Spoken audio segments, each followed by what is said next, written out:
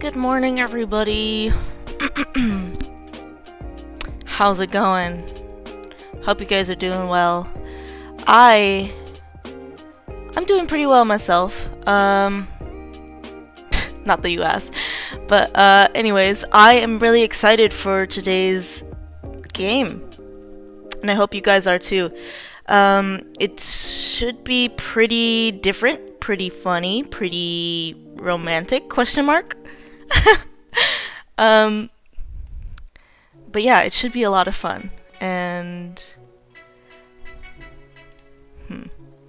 I guess for the rest of the week, I haven't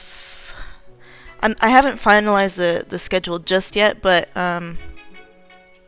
for Friday, I'm probably gonna do more Genshin as always.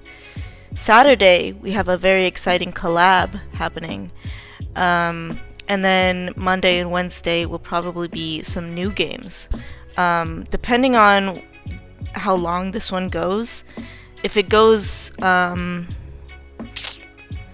4-ish hours, then I'll probably have to split it up in like part 1 and part 2 for this Love Spell game. But if not, then we've got some new games on Monday and Wednesday, which should be really fun. There's something that I've been wanting to try out, and I did like a little bit of research last night. So I hope you guys would enjoy that type of thing.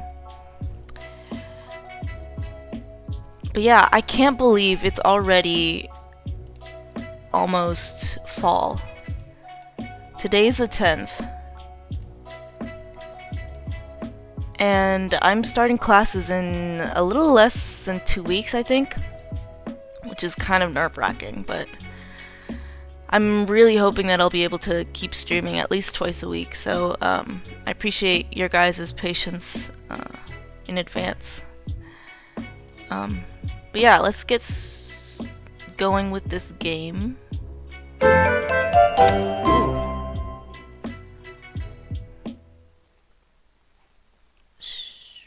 What is happening?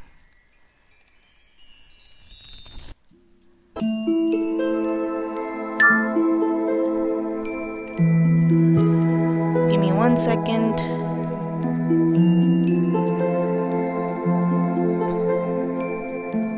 This is not working out. Okay. What is happening here?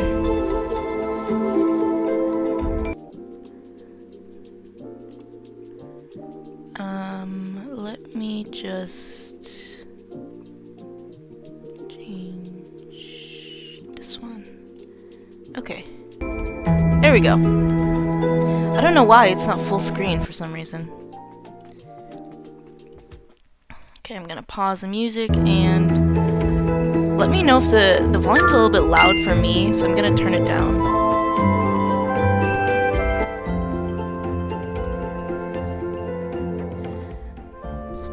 I think that's a little bit better. But let me know if that's too low for you guys. Auto text. Oh gosh. Also, I have absolutely no experience voice acting, so we'll try to have fun with it. Gosh, he's really loud. Continue. Okay. Auto. Oh, full screen. There we go.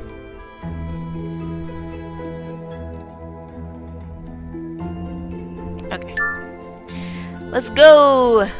I'm excited to try and get a boyfriend. Oh, what's my name? Okay, I can't type it. Conform. She's so cute! Wait, this is adorable. Would you like to see the tutorial? Different controls. I guess?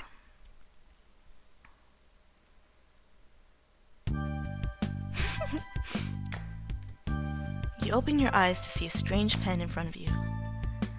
Oh, look how cute it is! Oh, for some reason, you feel compelled to shake it like crazy. Ah. Yo, can a penguin get some beauty? Rest in peace. Oh, oh! Oh. Master Cast, you're here already? Oh god. I'm cringing at myself, I'm sorry. The strange penguin scrambles to straighten herself up before shooting you a smile. Yeah, welcome! I've been expecting you for 5,000 years. Or is it 1,000? Dang, I forgot what the script said. Anyways, my name is, actually, it's not important what my name is or who I am. You'll find out soon enough. Huh? Where are you? Well, this is a magical realm. A space between... I'm so sorry. A space between worlds, also known as... the tutorial. Fun. Hey, I saw those rolled eyes. You listen here. I had to give the game director a back message to get this job, so you better pay attention. A back massage. Oops. Also, yeah, I can't read for shit, so... And besides, we won't be here too long. Promise! They don't pay me enough in cheese for that. What kind of penguin eats cheese? So, let's get started! We only have a few things to review before your adventure begins, so put our list in your hats, okay? Okay. First up, let's go over the 4 major controls of the game. Blah blah blah. Not head to toe, okay. Pretty easy to remember. Escape key, okay.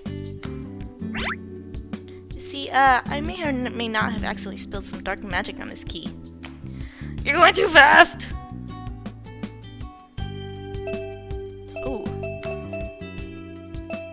Select where you want to navigate to in the story. Prologue. So we have 5 guys. Dang, that's a lot. Or 4. That's still a lot. Roald Dahl! I love Roald Dahl. Oh my god. The sun's early rays peek out over the hills of the... Oh shit. Oops. Hold on. Let me change the text to slower because I can't read that fast.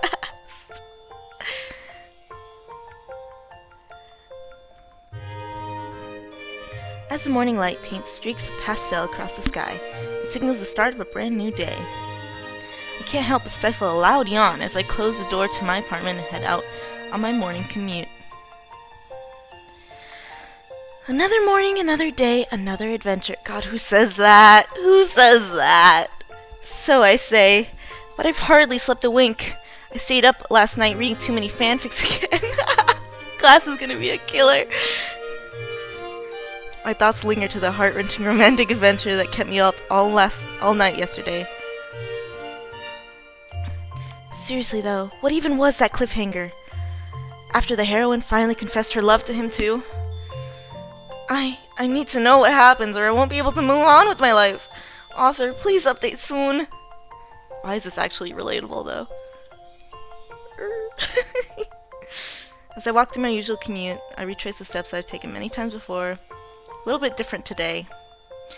Ah! I can't read! Hold up, hold up, hold up.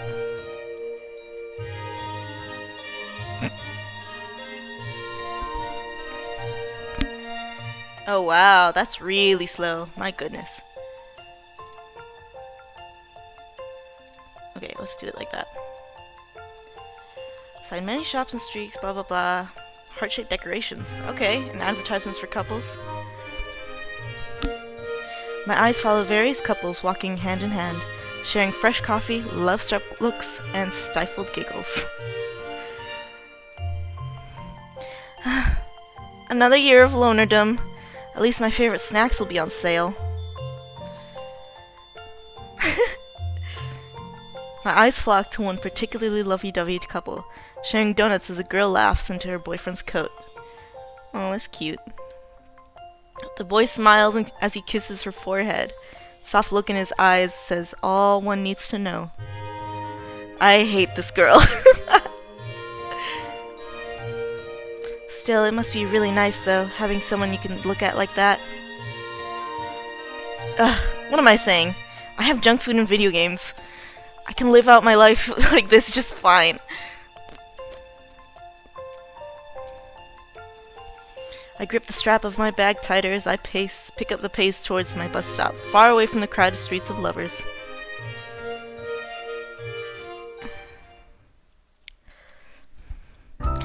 I feel like I'm gonna regret voice acting all of this.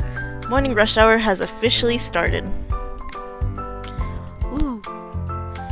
Trying to avoid tripping over my own feet, I gingerly step past lines of seats filled with commuters on my local bus, before finally finding an open space near the middle.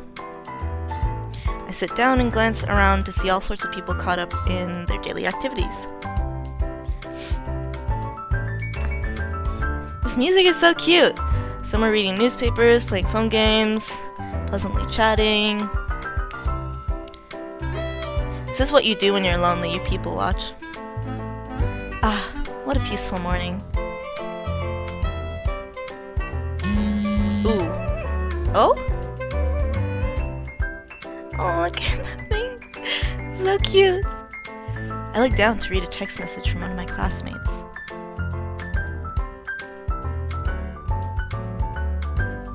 Hey, do you know what time the library opens? I need to print out my paper for class today.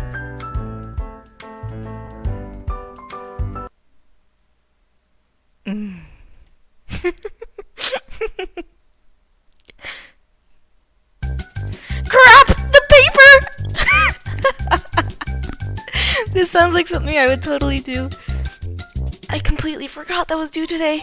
My professor's gonna kill me if I don't turn something in this time.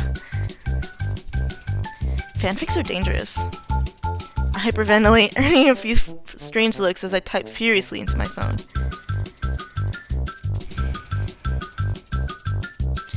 It's fine, it's still early. I can just go to the library first and write it before class.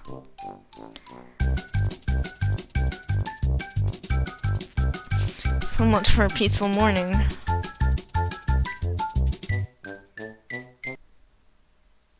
The bus's idle chatter suddenly comes to a hush when the bus stops and a conspicuous figure walks in. Okay. I curiously look up to see an elderly woman emerge through the gates. Her appearance is more than eye-catching, to say the least. Here I thought it would be alongside her, she carries a bag, such alpha jewels, and... Is that a mummified lizard? The fuck? Excuse me? Well, she definitely looks like a witch. People begin to murmur and shuffle to the side as a strange woman makes her way down the crowded aisleway. Whoa, check out this freak show! Someone must have missed Halloween. Psst. 1 second. I'm gonna turn the auto one more up. Okay.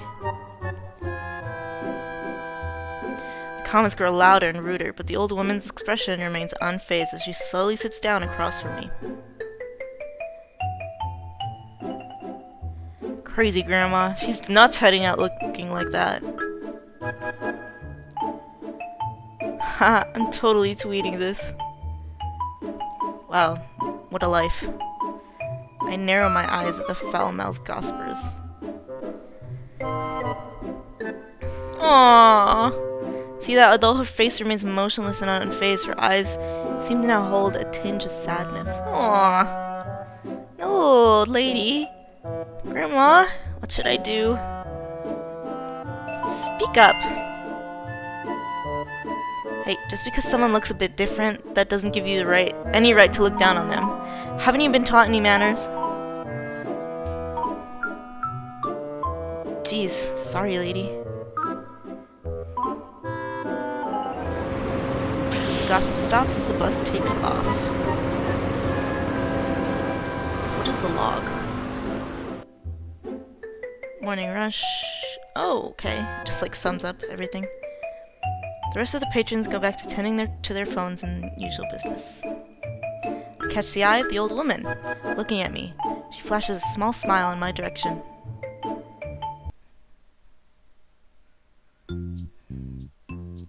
As I get off the bus, I spot the old woman's figure retreating away in the opposite direction. Suddenly, a curious-looking trinket falls out of her bag and bounces on the floor. I pick it up and chase after her. Hey, wait! Should I give her a higher voice? Hey, wait! The old woman looks down as she steps into a busy crosswalk. Suddenly, the crossing signal turns red, but the old woman doesn't seem to notice and continues. Grandma, no! Grandma got run over by a speeding car. Spot a car approaching the intersection. Other passerby take notice of the situation as well, but none take action. You know what that's called? Watch out!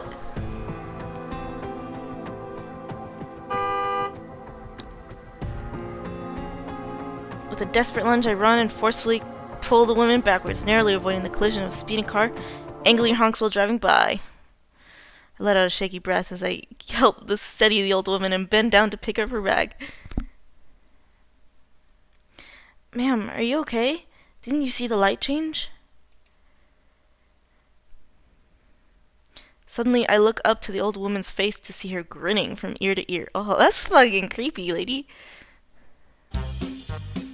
Haha, strong answer. Righteous and true. Why, I've been so lucky to meet a girl like you. Huh? Oh, why, I'm perfectly fine. All thanks to you, my dear. Thank you for saving this silly old woman. Okay, I can't do voices, I'm sorry. Of course. I'm sorry I pulled you so roughly, but I couldn't just stand by and watch you as you got hurt. God, I'm so bad at this. Oh my god, I'm so sorry. My word, what a benevolent young child. Good to see that today's you still... Right, thanks, I think? Oh, and here, you dropped this earlier. I hand over both the oddly decorated bag and the strange trinket from before. Oh goodness, why thank you, dearie. I don't know what would happen if I were to lose this bag of tricks here. Now then, I cannot simply let such a selfless act go unrewarded. Tell me, child, what is your name? My name is Cass. Casty. And no need for repayment of any sort. I'm really just glad you're safe. Oh, pish-posh. Come now, my dear. No need to be shy. Someone with a noble heart like yours deserves to have their wish come true. Now, tell me, what is it your heart desires the most, Immortal youth? The power to fly? A romance for the ages, I can't tell her to do my research paper for me, can I? Absolutely you can. Well, if any of those things were attainable, I think I'd probably go for the last one.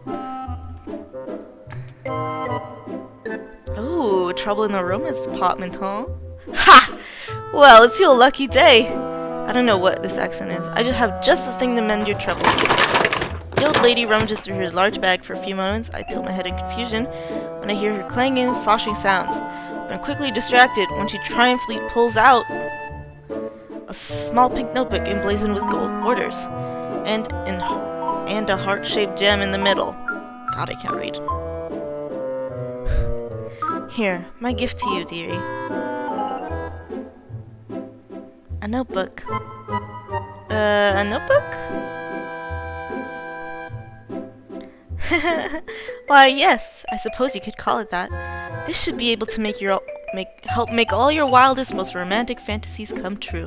She telling me, straight up, to write my own fanfiction?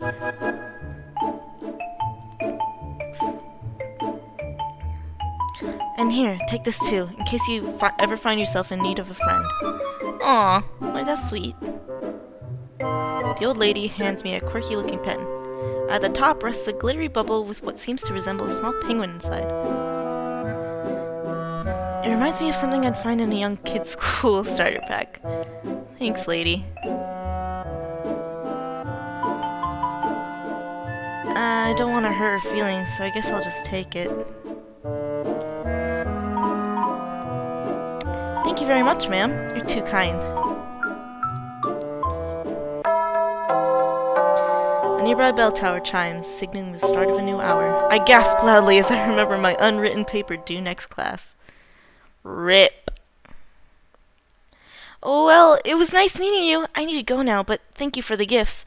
Please be careful crossing the street. Bye! The old woman suddenly grabs my arm with a much stronger grip than I expected her to have. She pulls me close enough to whisper. Hold on now, child. A final word of warning before we part ways. Uh-oh. Make sure you read the instructions in this book very carefully, lest you end up in a situation you'd rather not be in. I got it! I will! I have to go now. Bye! Have fun! Oh my god. I quickly stuff the notebook and the funny-looking pen into my bag and sprint off towards my university. Thank God I'm in university. Not in high school or anything. That would be... Shuffled around in my seat during class, shiftily attempting to avoid my professor's eyes at all costs. I got the paper done in time. Barely.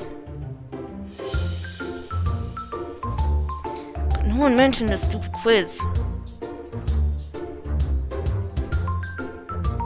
I tilt my head forward, sulking as I stare at the mostly blank answer sheet in front of me. Damn, I have no... Ooh. Please remember to write your names and ID numbers at the top of the Scantron sheets. Professor Atlas. Okay. Suddenly, the professor turns to me with a cheery smile. Right, Miss Cast? Because nothing says I did my assignment on the morning commute more than forgetting to write your own name on your paper. Professor Atlas stops in front of my desk and hands me back my recently written paper. I see a giant red circle with question marks scribbled at the top. A round of snickers erupts from the class as they watch me squirm nervously in their professor's sharp glare. Wow!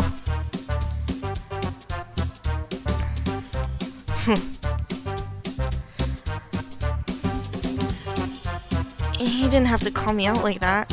Ugh, how embarrassing. Goddamn, my professor is hot as fuck! You know, normally I wouldn't be one to be like... The university bells chime signaling the end of class. I mean, I've had my share of hot teachers, but... I really hope this doesn't go farther than that.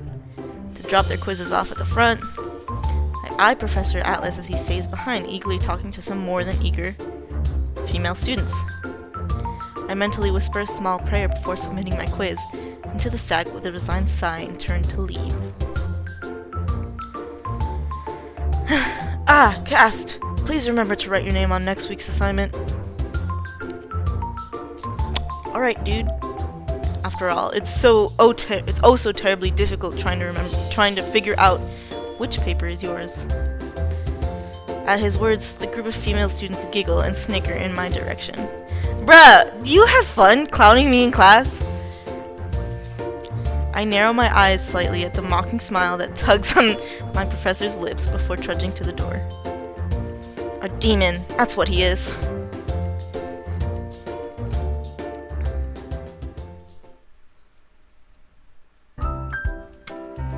I let out a small sigh as I walk into my favorite cafe.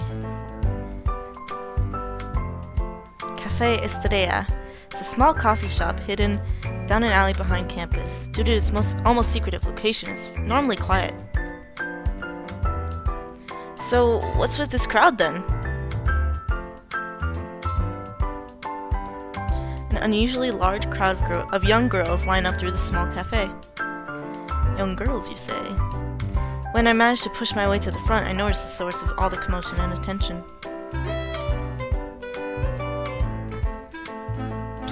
barista! Can I take your order, miss? You can take my last name! Subtle. Whoa, who is he? A new employee? I've never seen him here before. Ah, if it isn't our best customer. Welcome back, Casty. Quite a busy day, huh? Have you met our new barista yet? He's quite handsome, isn't he? Haha, he's good for business. That's actually a true thing. Like, I can see that. This is quite the crowd. I wish it would let me pause, so I can actually duck. After chatting for another few minutes with Mr. Soul, the cafe's owner, I discreetly glance at the barista from afar. Eventually his gaze flickers up and briefly meets mine. Hello there. Welcome. I eye his name tag. It reads Jamie.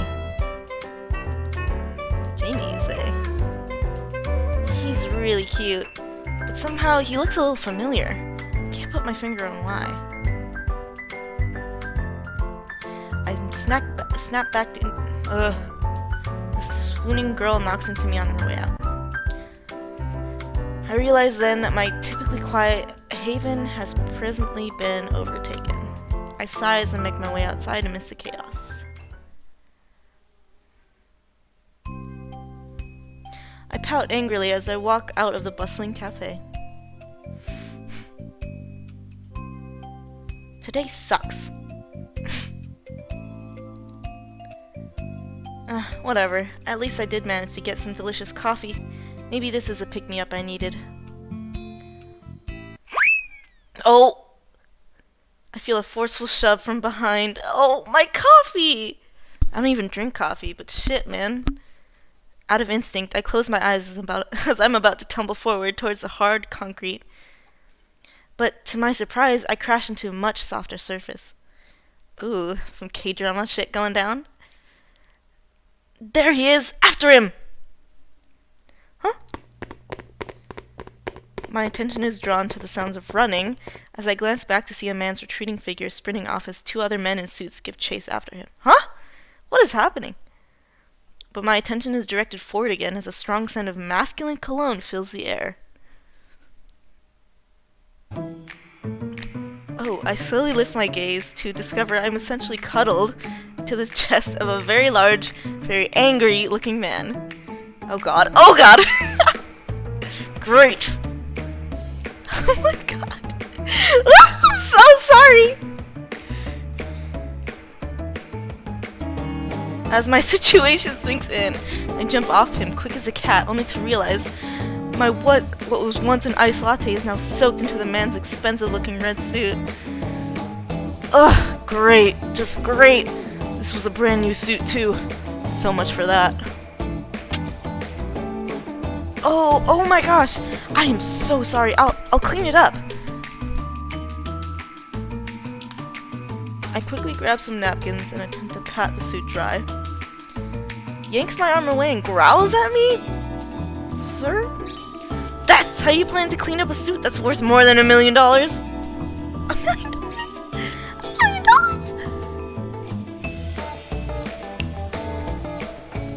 Did he say $1 million? I could sell my entire anime figurine collection and I still wouldn't be able to cover that. Two suited men sprint back towards the angry, large man. Boss, we lost him! He couldn't have gone far, though. We should head towards the docks. What is this accent? Ugh, I don't have the damn time for this. The intimidating man shoves me aside after he hands me a business card. The card only has a name and a phone number. Marcello Dinucci? Marcello Dinucci? I expect a call for you later with plans for reimbursement on this suit. Toots. Ugh! Ugh! Toots? Bruh? Excuse me? He glares at me one last time before turning around and sprinting away with the rest of his lackeys. I turned my back to stare at the card and then to my crushed cup of former ice latte on the ground. Toots! What a jerk! He was the one who bumped into me! Pay me back my ice latte, you jerk!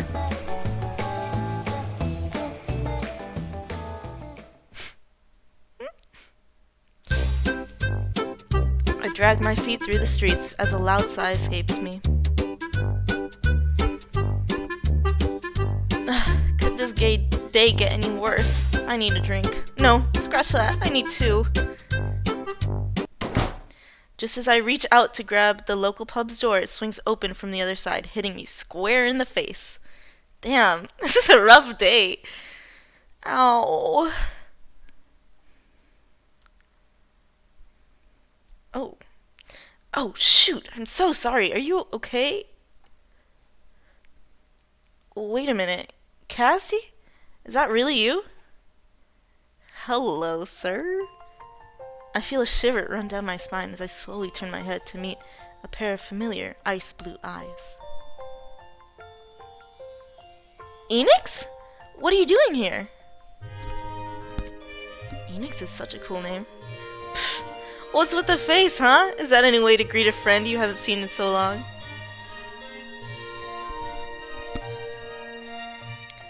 I feel the blood rush to my face as I simply stare in awe at the man before me. Enix Gray, one of my childhood best friends, and my secret lifelong crush. Now it's turning into a K-drama. I thought you were studying abroad? I am. My university is currently on break, so I'm only really back in town for a bit. Still, it's really good to see you again, Cass. I'm really glad we bumped into each other. I feel my heart stutter. This is cheesy. Emotions I thought I'd locked away deep within my heart a long time ago feel as if they're coming back up to the surface. This is exactly what I wanted, though. Enix, Well, well, look what the old cat dragged in.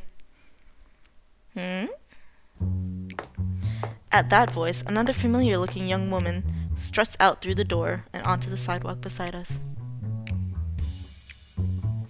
She wears a confident smile on her face as she clutches her expensive-looking purse closer to her thin frame. Why does it have to be that specific? I'd know her anywhere. Isla Fan, my other former childhood friend and rival. Isla? Duh, who else? Hi, Cast. Long time no see. You look, well, the same as ever, really. Bitch?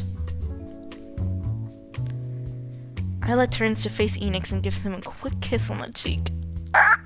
Before linking arms with him.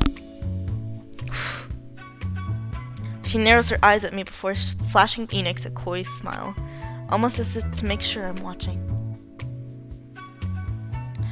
Sorry for making you wait, sweetie. There was a line for the restroom. Babe, please. I thought we talked about the whole PDA thing. No! Why does he have to be taken of all?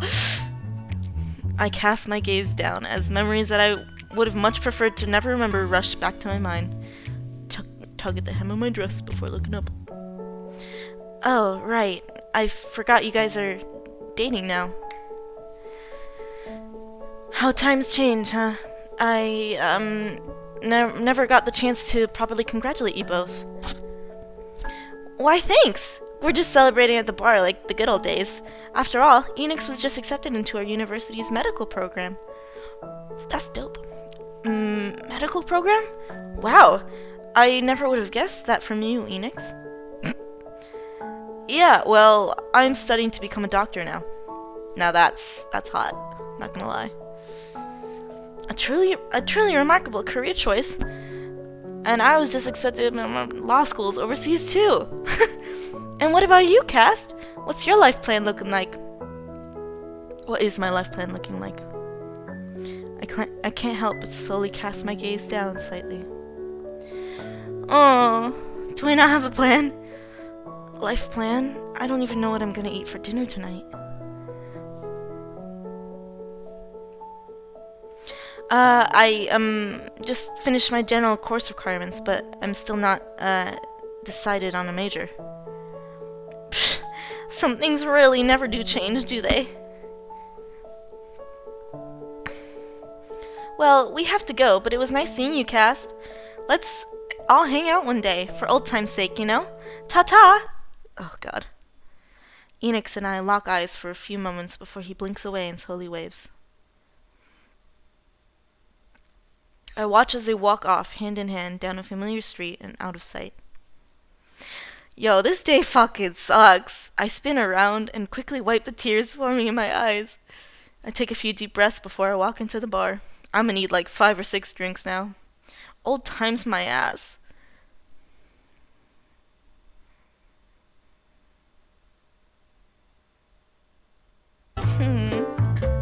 I slam my glass down on the counter.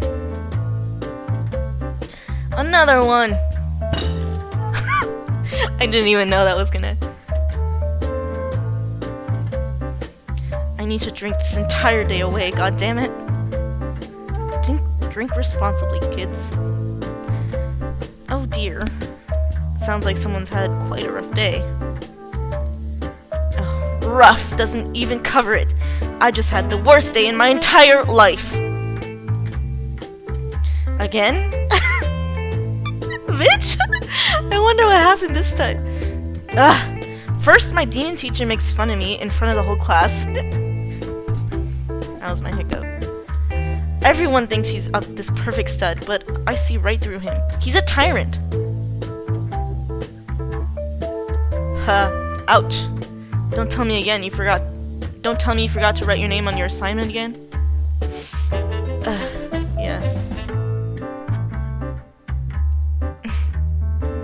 And then my sanctuary was flooded with these bloodthirsty fangirls ogling over this new barista they hired.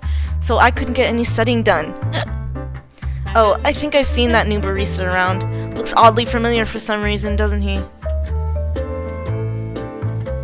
Oh. I know, right? I totally thought the same thing. I didn't realize that was him. And after some jerk runs into me, spills my coffee, and then demands I pay his ugly $1 million suit back. It wasn't even that nice of a suit either. Super gaudy. Yeah. I've seen those suited men before. They come around here often during the weekdays.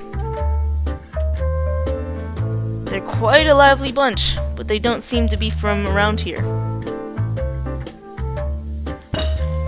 And the worst part, I ran into my childhood crush after not seeing him since high school. And he got together with my childhood enemy. And can you believe I got belittled for not having a major? What if I wanted to major in cheese or something? Huh? Yep, that's one too many drinks for tonight. Okay, you're done. I'm leaving the tab here. I drunkenly throw myself over the counter as I sigh into the cold marble. Worst day ever. As another customer calls the young bartender over, I pull out my bag. The pink notebook and quirky pen from earlier fall out onto the counter. Oh yeah! At least I saved that sweet old lady today. She was weird, but she smelled kinda nice. I forgot she gave me this weird notebook. I think she mentioned something about instructions. But who even reads those? Am I right? Boring! I open the notebook only to find myself staring into the blank pages. But there's nothing here. It's completely blank. Guess it really is just a regular old notebook. Aww, but she said all my dreams would come true or something.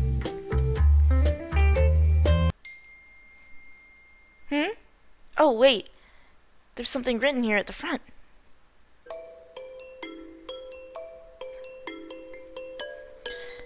Bad decisions are made when you're drunk. Candle burn and flame grow higher. May your passion catch on fire. Love and lust are intertwined. This is what you need to find. Riddles? Huh? There's more?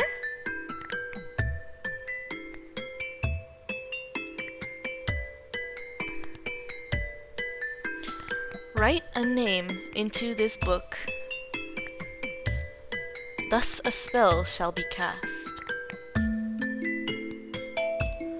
Until the next full moon's look, you will have a love that lasts. Well, that doesn't seem to last very long. What am I reading? I don't understand a word of this.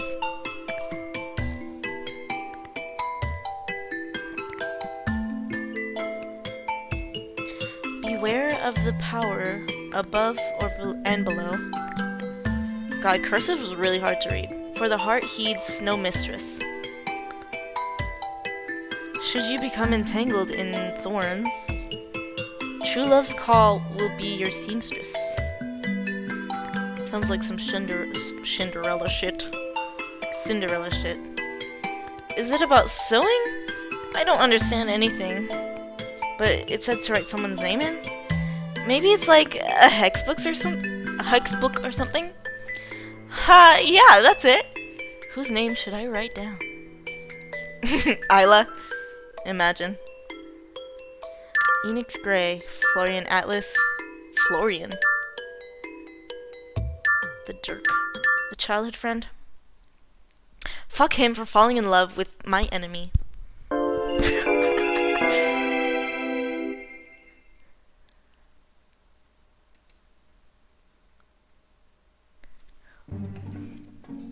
As my vision begins to return to me, I look around to find myself in a foreign bed in an unfamiliar room.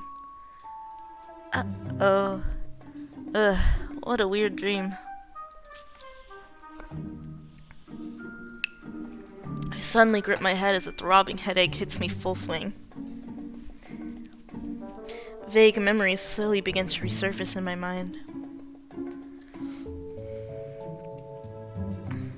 That's right, I was drinking at the bar, but then I can't remember anything. It's all fuzzy from there. Wait a minute, where am I?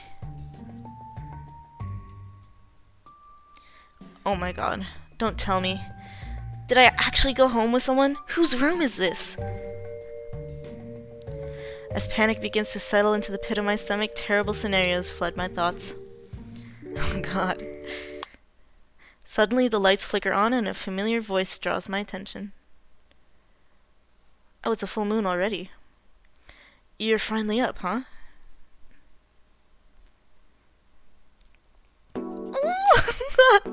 I whip my head around to see my childhood friend, Enix, standing by the door frame carrying some laundry. Enix? Is this your room? What am I... Ow. My head is killing me. I grip my head again as the throbbing pain worsens from my sudden movements. I mean, it probably doesn't help that I'm yelling. From the corner of my eye, I watch as Enix quickly rushes over to me and places a comforting hand on my shoulder. I feel so bad for stealing someone's boyfriend, holy shit. Hey, take it easy. You were totally wasted when I came to get you earlier. You must still be feeling pretty terrible right now. Came to get me? What are you talking about? What happened? Oh, how convenient for you to not remember what you did to the inside of my poor bathroom. Ew. He looks so mad. He looks pissed. What the heck did I do? After being subjected to Enix's intense glare for a few moments, I can't help but sheepishly look down. I hear him mutter a sigh as he shakes his head. I got a call from your number earlier tonight, but imagine my surprise when it turns out to be the pub's bartender telling me you're completely drunk and unable to even stand on your own. So, I came to get you, but then... The bartender? Wait, I think I remember something.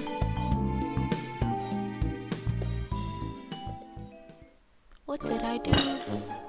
I childishly throw my hands around in an exaggerated manner. Wow. As I went out to the pub's bartender. I've been in love with him for so long, but how could he just go and break my heart like that? And still have the nerve to come back here? Huh? Men are the worst.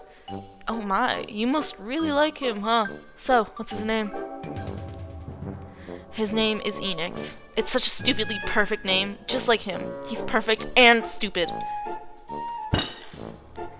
Ugh, no! I can't think about him anymore! Give me another shot, bartender. Sorry, I can't give you any more drinks like this, but... Enix, huh?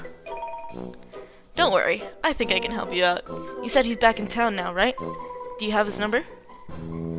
Bro, this bartender is setting us up! His number? Well, yeah, of course I do. Perfect. Just give me your phone and don't worry about a thing. I'll take care of the rest.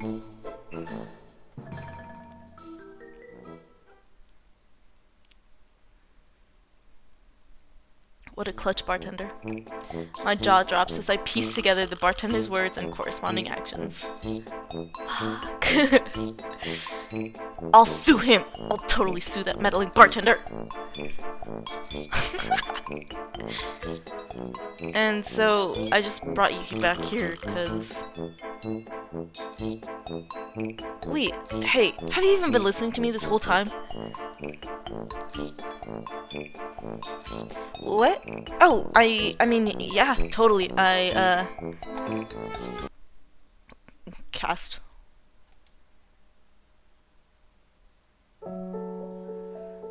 Enix's voice suddenly grows soft as he sits down on the bed beside me. I can feel my cheeks grow warm as his blue eyes draw closer to my own, searching my face for an answer. Do you know how worried I was? To have the first call from you in ages turn out to be you in trouble? Listen, I know I've been away for a while, but I'd like to think I know you pretty well. You can always talk to me about anything. You do know that, right? My heart stammers as Enix suddenly brings up a hand to feel my forehead. His brow furrows worriedly. Your face is flushed red like before. Do you need me to bring you anything? Oh, water, please. Got it. Stay put. I'll be right back.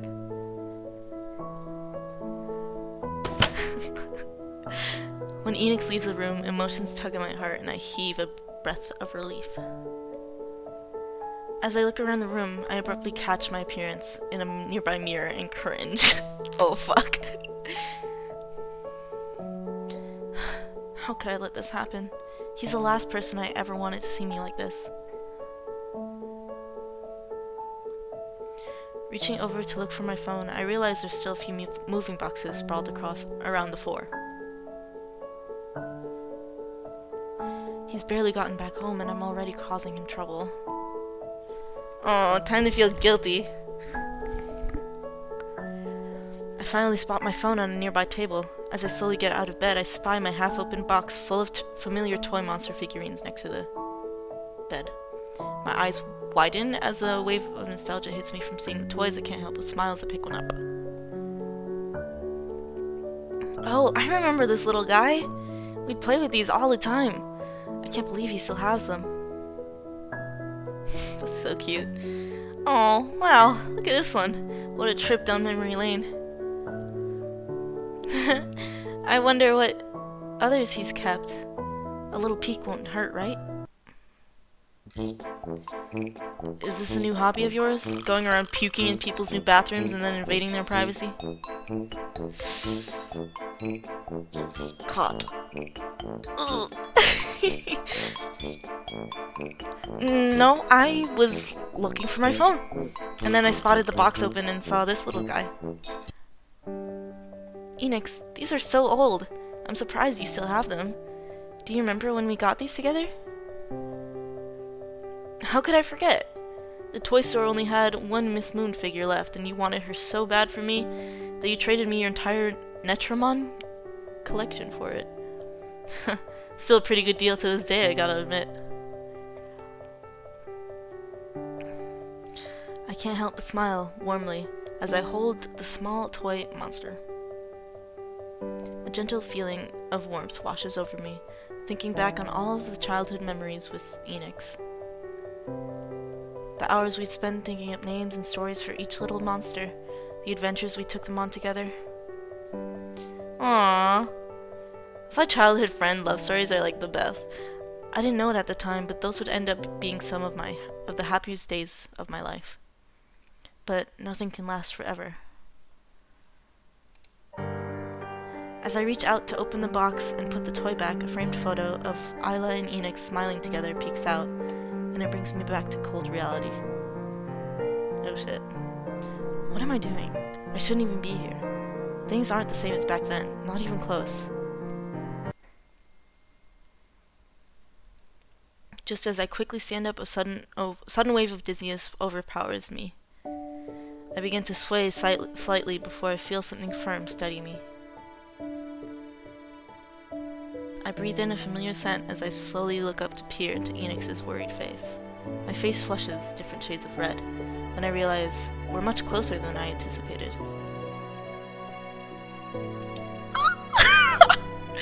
Whoa there! Don't stand up so fast, dummy!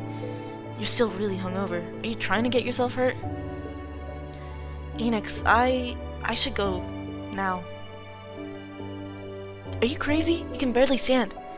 The only place you're going is back into that bed. You need to rest. I shouldn't be here. What if Isla misunderstands? I feel goosebumps emerge on my skin as I feel him gently set me down onto the bed. I expect him to step back, but he kneels down in front of me and looks up at my face instead. Isla's not here. I drove her to the airport just before your call came in. She's on a trip abroad with her family for a few weeks and won't be back for a while.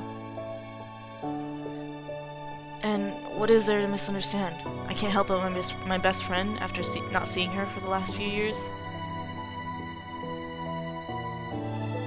Best friend, huh? I haven't heard you say that in a long time. Well, it hasn't changed. Not to me. You are my best friend. I know time has passed, and we aren't as close as we once were, but I hope you haven't forgotten that. Forgotten? Of course I haven't forgotten. How could you say that?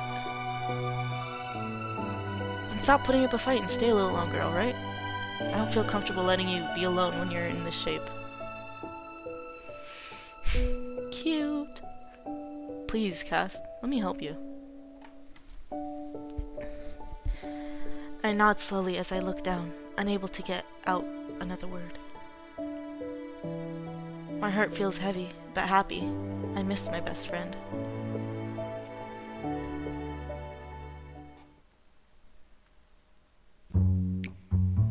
An hour or so later, 2 hours later, as I exit Enix's apartment with my belongings, I blink in surprise at the familiar corridor. He's my neighbor? You moved out of your folks' place, right? Where's your apartment? I'll drive you there.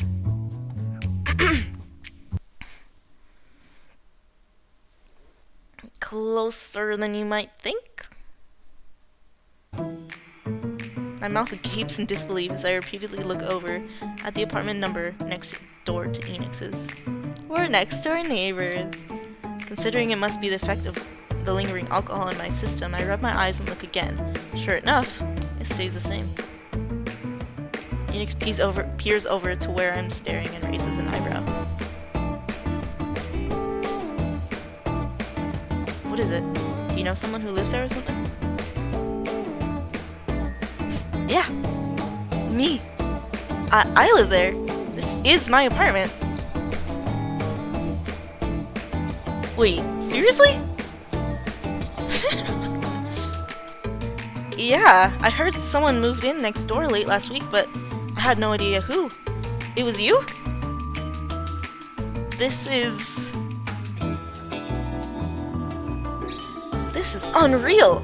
Wow, I guess old habits really do die hard, huh?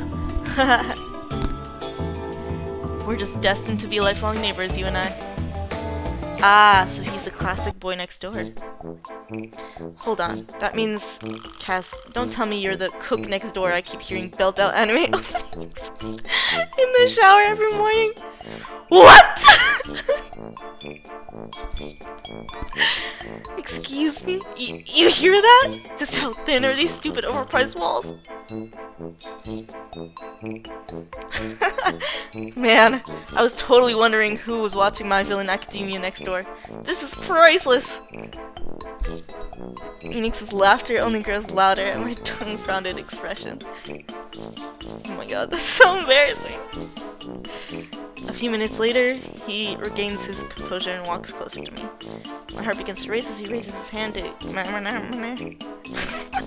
Your complexion is looking a lot better, but it's still the middle of the night. If you start feeling bad again or need anything, let me know. I'm a knock away now, literally. Yeah, right, yeah. Oh, look at the time! I gotta go. Bye, Enix! Good night! Night, you goof.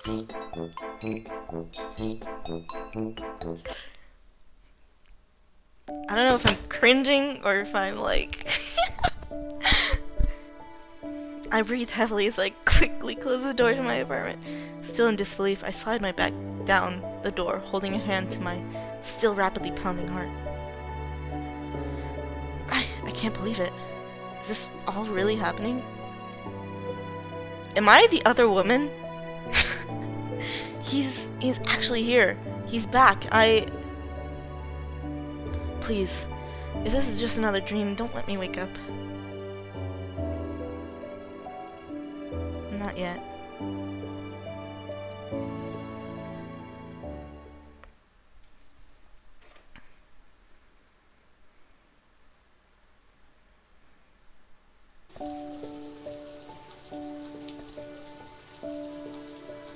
Fills my small bathroom, taking a shower. My thoughts retrace the events of the past few hours, finally processing the current situation. My hand is bleeding. To think of all the years that have passed since we last saw each other. Somehow this really does feel more and more like a dream with each passing second. And yet, here I am, hoping I won't wake up from it all.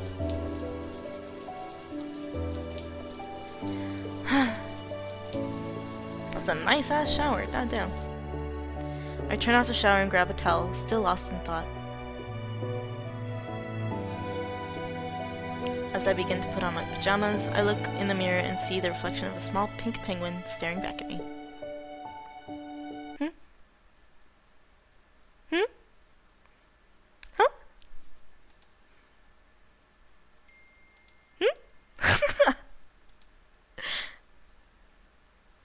Curiously, I slowly approach the small creature and pick it up. Oh, cute! Could I still be drunk? No, I think you're pretty sober by now. Did you just talk? Yep.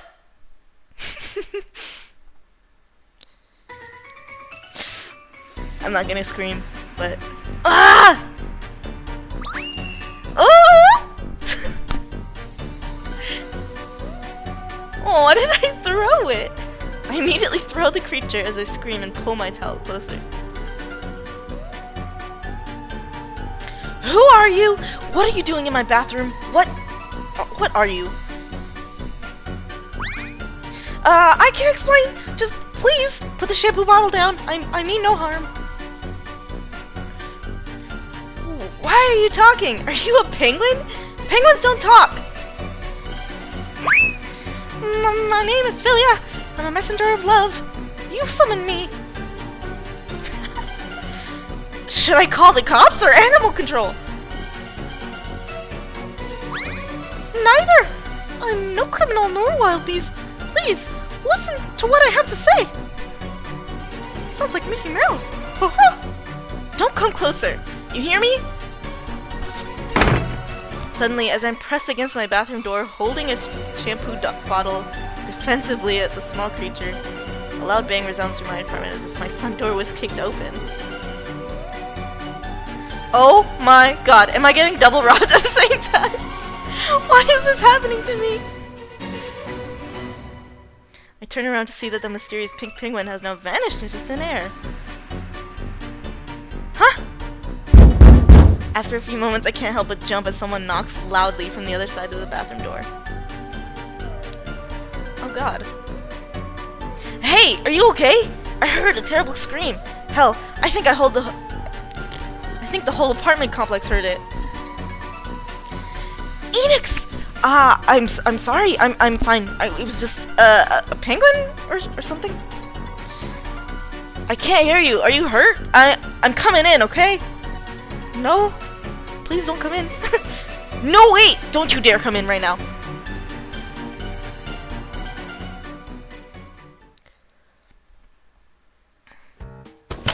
My heart slams in my chest as I watch my bathroom door's knobs slowly begin to turn. Oh god. No, wait! Don't come in! Just as I say those words, the door flings open to reveal a breathless Enix defensively holding a baseball bat. My knight in shining armor. Cass, are you okay? I heard you screaming at someone. I thought someone broke in. You did, bro! You did. You're the one who broke in. Huh?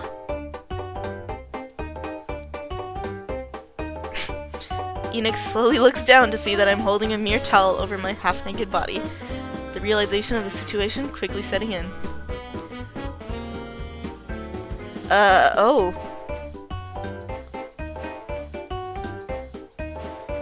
Enix?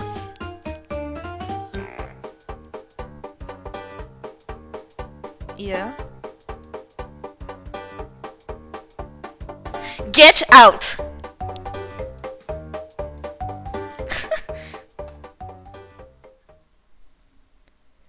Aw, look at this plushie! I love it. About half an hour later. God, half an hour? Takes me half an hour to get dressed. This isn't awkward whatsoever. Absolutely not. Are you ever gonna let me explain?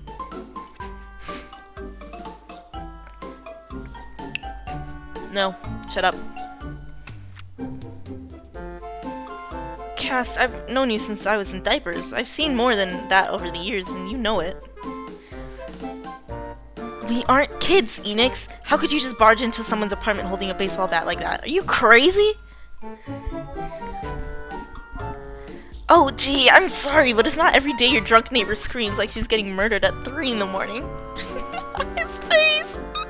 His face!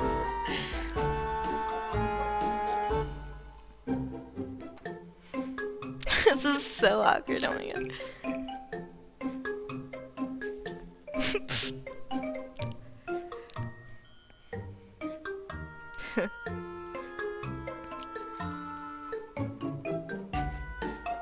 You jerk. Don't you dare laugh. You're the one already laughing. Because you look like a total idiot.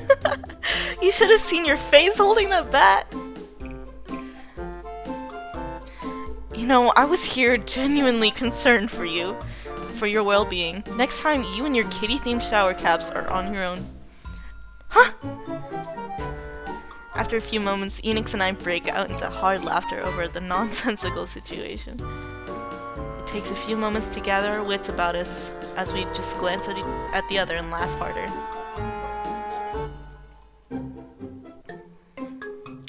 All of a sudden, it feels like we're kids again, and the weight of life is no longer so overbearing.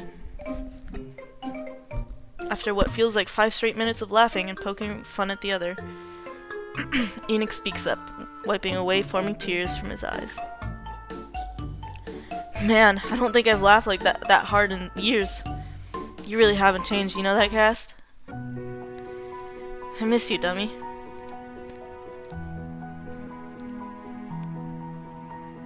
And there he goes again, saying things like that. No, I'm not a kid anymore. I'm a grown woman, and I know those words don't mean what I want them to mean. We're just old friends. That's why he can laugh so easily. Enoch slowly makes his way to my front door before turning around one last time. Well, now that I know you're sober and not getting murdered, I'll get going. Good night, Cass. Try and get some sleep, okay?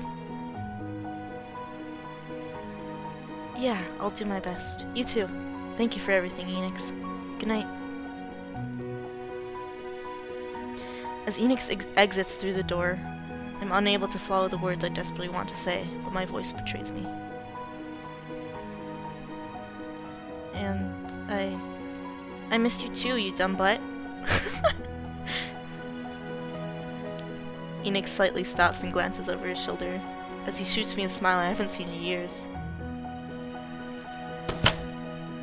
Just as quickly, he closes my front door, and I fight the immense urge to open it again. Damn, how much money do I have, though? Like, as a student? This is a nice apartment. My first love? Ooh, things are getting spicy. I sob into my school bag as the evening sun's rays flow into my classroom. Tears I can't manage to hold in any longer fall down my cheeks. Everyone had finally gone home for the day, and I felt I had a secret place to let out my emotions, even if just for a little bit. Suddenly I look up when I hear the classroom doors swing open to relieve a breathless and disheveled Enix. Enix? Aw, look at young... Whoa! Cass, there you are. What are you doing here? How did you know where I was? You idiot! Do you know how worried I was? Enix forcefully pulls me up out of my seat and embraces me tightly, not even giving me a chance to speak. I saw you in the courtyard running away, bawling your eyes out when I was heading to practice, and I nearly had a heart attack. What's wrong with you? Did someone... No, it's my parents again. I just got off the phone with my mom. Enix, they've been fighting so much lately. I think they really might get a divorce soon. I'm scared, Enix. I don't know what to do. It seems they fight even more when I'm home. I don't want to go home. I don't want to go back there. Then don't. Come to my house instead. At least until your parents can work out a solution. What? God, not gonna lie, his long hair does not suit him, but I'm serious. If you don't feel comfortable at your house, you shouldn't have to be there. I'll talk to my mom. One of my brothers just moved out, so we have a room that...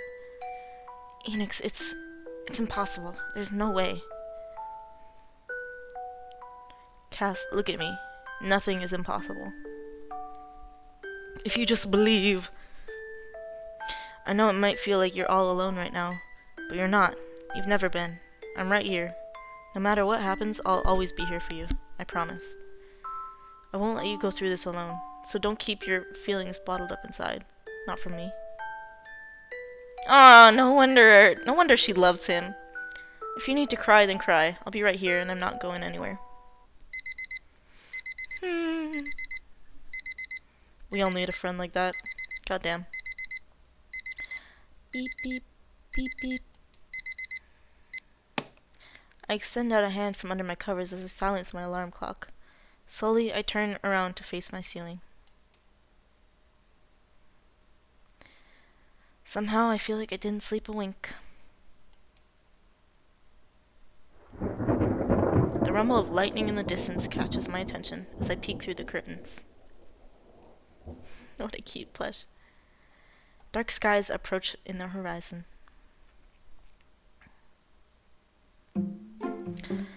Seems like it's gonna be stormy today. As I get out of bed and flick on the lights, I can't help but look over at my bathroom door and scratch my head.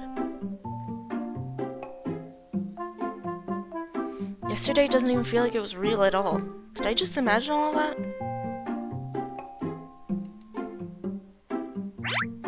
Oh, you're finally awake. Good morning, Master.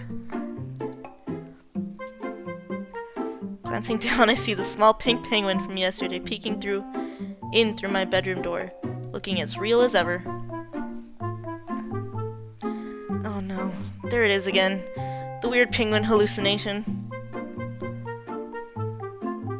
I must have ordered some strong stuff at the bar yesterday. Sheesh. Sheesh. Why, how rude! My name is Philia! And I've mentioned before, I am a messenger of love, not a hallucination! A messenger of what? And more importantly, are you eating my cheese? Bruh! The small penguin slightly moves aside to reveal a mountain of crumbs behind her, along with crumpled labels of different cheeses I seem to remember buying during my last trip to the market. Cheese? Huh, is that what this delectable thing is called? It's so delicious. What is this voice? A pink, talking penguin that loves cheese. Yep, I'd be worried if I wasn't hallucinating. Maybe it's time to schedule my doctor's appointment.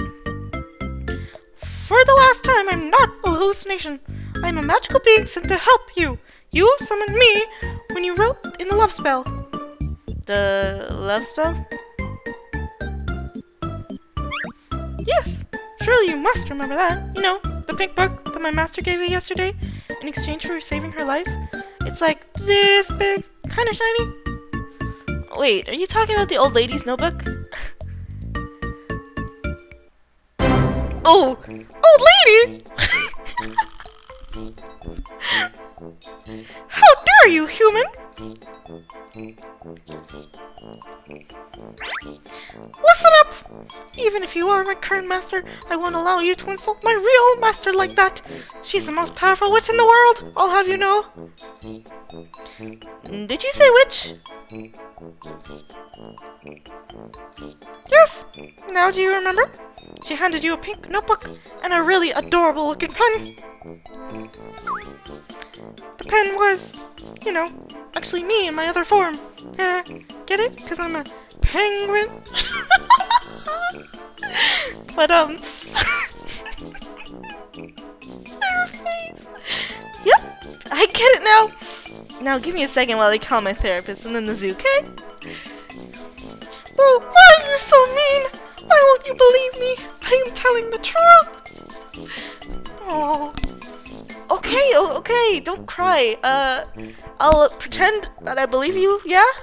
I'll pretend I'm not completely going insane. Just for a little bit. So, then if the old lady was a witch and you're a magical talking pen, then the notebook she gave me must have also been, magical? Righto! It was a magic spellbook. It has the power to make anyone whose name you write in it fall madly in love with you. Uh-huh. And something tells me you're telling the truth, right? Of course! Do you not remember whose name you wrote in either? I'm flabbergasted! Wow, I totally said that wrong. Oh my god. And by any chance, do you happen to know whose name I supposedly wrote in this magic notebook? Of course! You wrote the name of Enix Gray. He's the boy whose name you were calling out earlier in your sleep, too. What kind of dreams are you having, huh? Philia!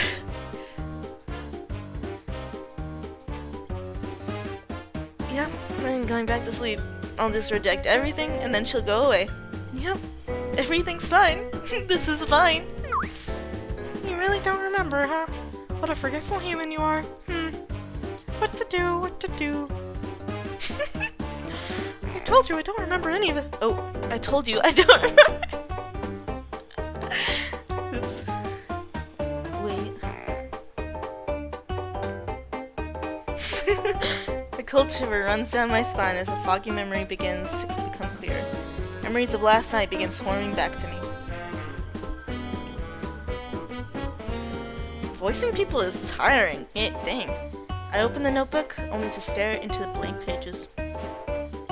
Huh? What am I reading? I don't get a word of this.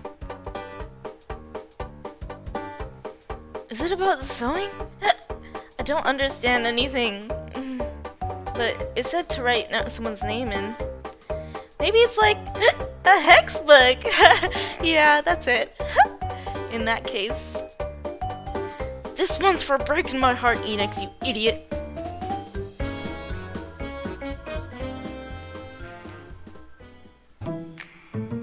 My jaw drops as I turn to slowly look at the pensive penguin waddling about in deep thought. The notebook, the pen, everything was, as she said, this was no nightmare. This was far worse. This was real.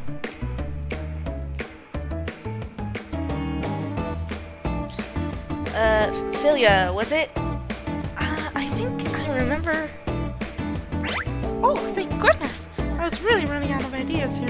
I was scared you didn't remember reading the rules either. That would have been a disaster! No, actually, you're right.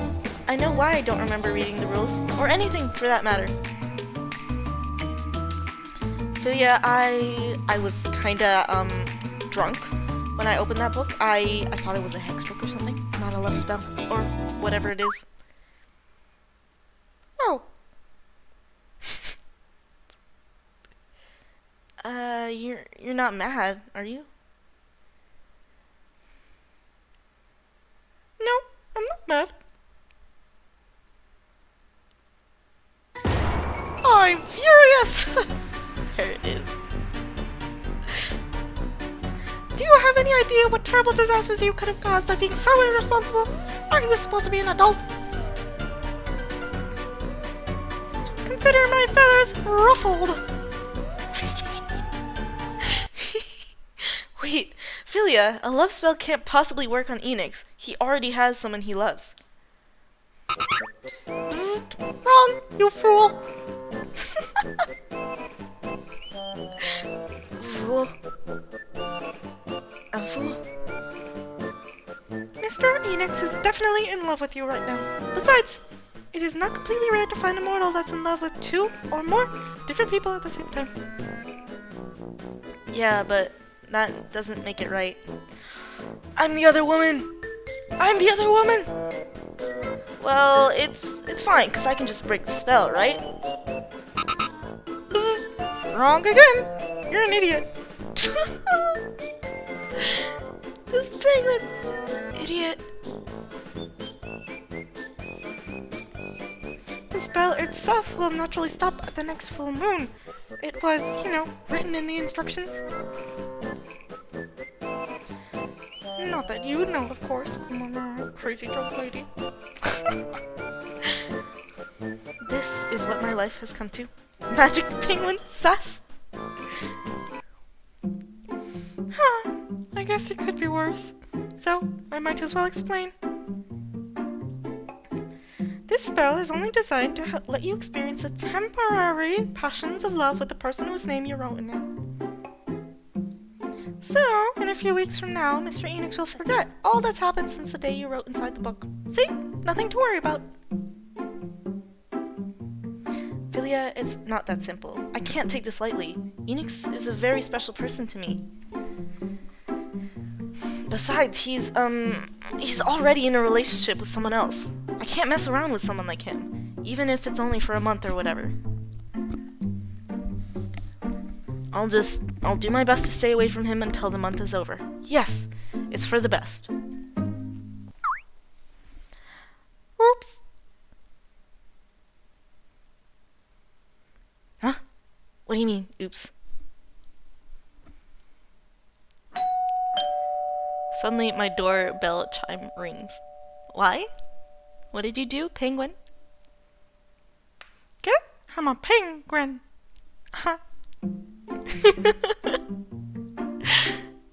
I peek out through my door hole to see Enix standing there patiently. Without a second thought, I quickly open the door. Hey, morning. How you feeling? Enix! I'm feeling great. Is, everything okay? Well, yeah, everything's fine, I guess. I just wanted to say thank you for the heartfelt, message you sent me this morning. It was, touching? What message? Heartfelt message? Yeah, you know, the one written on top of the penguin-shaped pizza you ordered me? Penguin-shaped pizza? Yo, gotta say, you have quite the way with words written in pepperoni. What? Pepperoni? Penguin-shaped, you say? Yeah, I've never been sent a pizza that looks like a penguin before, so really, I'm flattered. Kinda crazy how they got the beak so detailed. I want a penguin-shaped pizza. Oh, but the pizza guy accidentally left 2 boxes, so I was wondering if you wanted to share? Can I come over, or... Sure, just let me clean up in here a bit. Just a sec. You got it. I'll go get the pizzas and some paper plates from my place.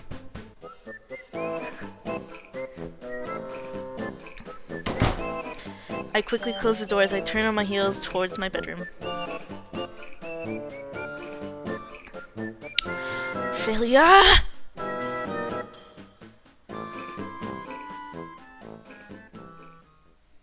That's an interesting name for a penguin, Philia. She's gone. After stuffing our faces with the cheese-loaded pizza, Enoch and I sit comfortably in our room, or in my room, as we glance over at our empty plates.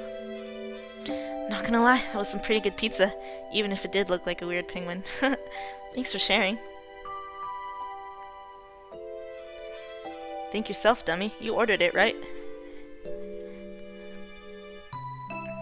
Oh, right. I'll, clean up these plates really quick. Be right back. I grab the empty plates from my bed and carry them to the kitchen. On the way there, I see that dark clouds have almost completely blocked out the sun. As a low rumble of thunder echoes throughout the sky, I can't help but wince.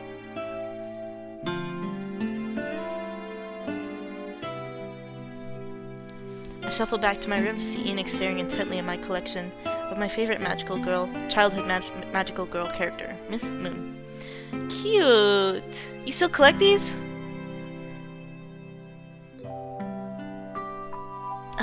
Yeah. Sorry, I usually put them away when I bring guests over.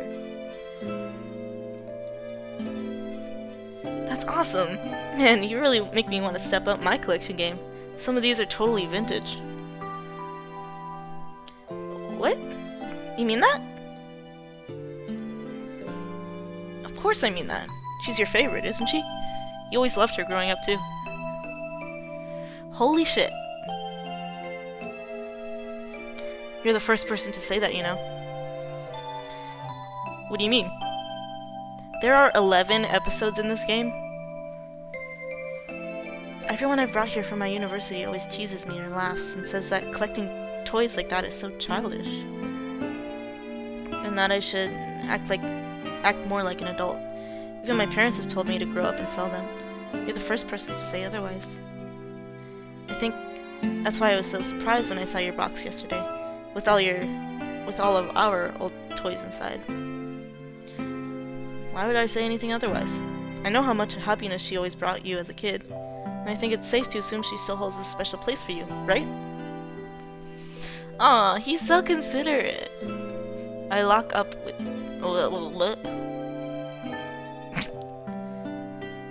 So, what if they're kids' toys? Should we really let the opinions of others dictate what we can and can't find happiness in? That's ridiculous.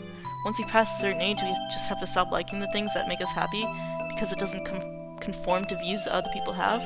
Does happiness have an expiration date or something? You're right. You're completely right. Thank you, Enix. Enix shoots me a small smile as he ruffles my hair. You're the one who taught me that, Demi. Don't go around hiding the things you really love just because you're scared of what others might think of them. Who cares what they think anyways? Just be yourself. Oh, shit. That's a fucking jump scare. Suddenly a screeching lightning claps my ass. I can't help but scream as the power in the room goes out and everything turns pitch black. Hey, watch out, I'm in your way. Whoa! That's a lot of cheese. Wow, yeah. Thud. A few seconds later, the power turns back on. My eyes widen as I realize my face is inches apart from Enix's. Ooh! Not only that, but given our current position, I'm basically straddling him on top of my bed. Uh-oh. I'm gonna get, like...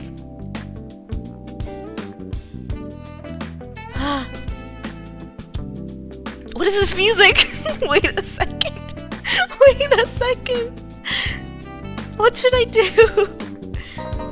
Lean in for a kiss. Ask if he's okay?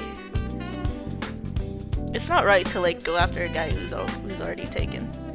My heart is... Sorry, this music. Enix, I'm so sorry. Are you okay? I'm fine. I was more worried about you. I see you're still deathly afraid of lightning, huh? Yeah. Sorry. It's fine. Stop the music! And kinda cute. Sorry, I didn't catch that last part. What'd you say? Nothing. I should go. Gotta, wash the dishes or something. Right.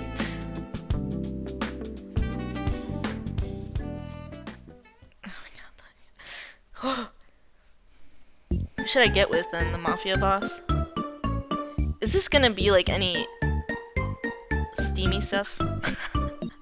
I hope not. I briskly pace around my room, still trying to process the events of earlier. I slap my cheeks, stare at my red-faced expression in a nearby mirror. Oh my god, I still can't believe I did that. His face? My face? Close? Ugh! Stop thinking about it already, you idiot! Wow. Wow. Master's got it bad. Wow, I totally forgot her voice. You must really like Mr. Enix, huh? And you! Where have you been? Don't go around setting weird notes on pizza to people in my name. Sorry, Master. I was only trying to help. I can't help but sigh loudly as I stop to sit on my sofa. I swallow a forming lump in my throat as I look towards a small penguin. Philia, look. Maybe I wasn't clear enough earlier, but I don't think I can do this. Enix is someone I cared for very deeply about. What was that English? I think I just had a stroke. Holy shit. He's someone extremely special to me, but him and I aren't meant to be together. I accepted that fact a long time ago. I'm happy that the spell is, at the very least, allowing us to make up on some missed out time, but I can't seem to shake the feeling that I'm doing something terrible. Well, 'cause you kinda are. Philia thinks Master's looking at this the wrong way. Got her voice back. What do you mean? It's because Master cares for Mr. Enix so much that she should take advantage of the situation. That way, Master can be grateful she was finally able to experience spending time with Mr. Enix by the next full moon and move on with her feelings. Move on? with my feelings? Wouldn't that only make me love him more? Like, shit. Yes! Even though Master says these feelings are from past times, it is clear to Philia that Master's feelings are still very much real in the present too. Therefore, Master truly wants to move on. She should accept the spell, not reject it, and spend as much time with Enix as her heart wants. Because right now, Philia is sure Mr. Enix wants to spend time with you too. But that's just because of the silly spell. Well, spell or no spell, it doesn't make Mr. Enix's or Master's feelings any less, right? Doesn't it? You know, I can't believe I'm getting life coached by a talking, cheese-eating, odd-colored penguin right now. Excuse me?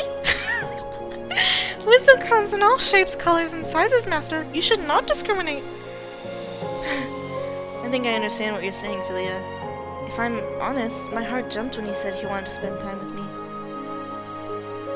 I think maybe I'll give this a shot, at least for a month. I'll just enjoy the moments with him that may come. Maybe it'll give me some time to sort out my own feelings, too. If I'm completely honest, spending time with him again is all I could ever want anyway. Teehee! Aww! Philia thinks Master is very adorable when she is not threatening to call law enforcement on her. Thank you, Philia. I'm kinda glad to have you around. Philia is happy to be of service. Please compensate her life coaching by buying more cheese. We ran out. You ate all of my cheese already? Philia, I went grocery shopping just this week.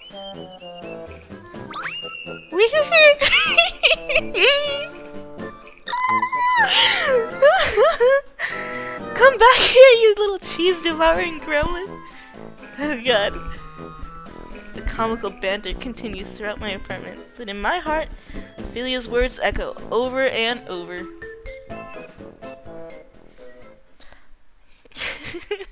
Somehow I think the voice I chose for Philia is absolutely perfect. Later that night, as the sound of the rain fills my apartment, I stare blankly into my dark ceiling.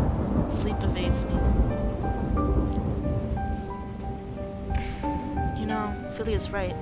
I mean, it's not every day you save an all-powerful witch and get a mystical spellbook handed to you. I should reap the benefits of being a good civilian. What's the worst that can happen, right? You become the other woman. Besides, I already lived through it once after all.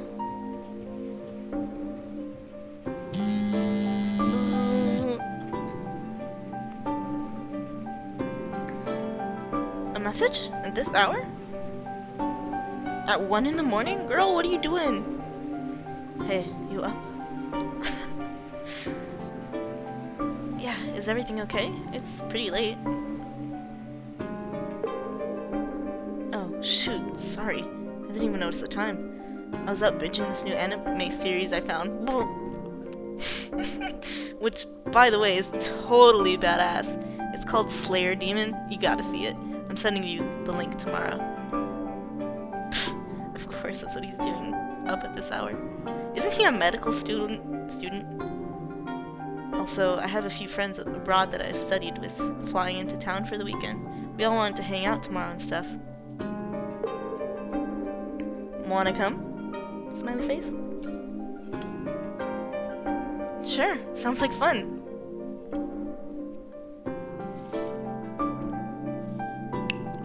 Awesome. See you tomorrow. And go to sleep, nerd. Whoop. Whoop. I was sleeping. You're the nerd watching anime at 2 in the morning. Nerd. True. Good night, Cass. Sweet dreams. You have a girlfriend, my dude! A small laugh escapes me when I read over our messages. I can't help but smile to myself as I close my eyes holding the phone to my chest. A warm, nostalgic sensation nestles itself into my heart.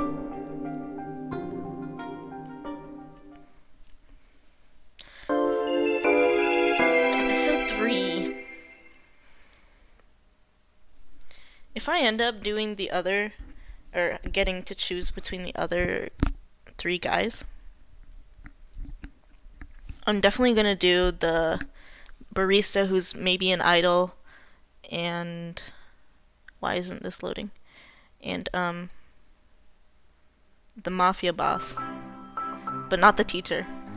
That's like too much for me, I think. I glance in the mirror as I look over my appearance. Oh, cute! Really cute. Oh. Ooh. Got a little booba showing. I've swapped out my usual clothes for more feminine, wow, I can't read, looking outfit, and even did my hair and makeup. It's not my usual look, so I can't help but feel a little nervous.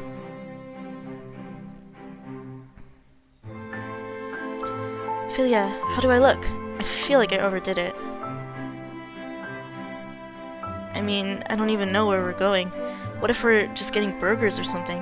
Who gets this dressed up for burgers? Ugh, I'm gonna go change. Nonsense! Master looks super duper cute in her new outfit and makeup. Philia, 10,000% approves. Mr. Phoenix will definitely have heart palpitations once he sees you.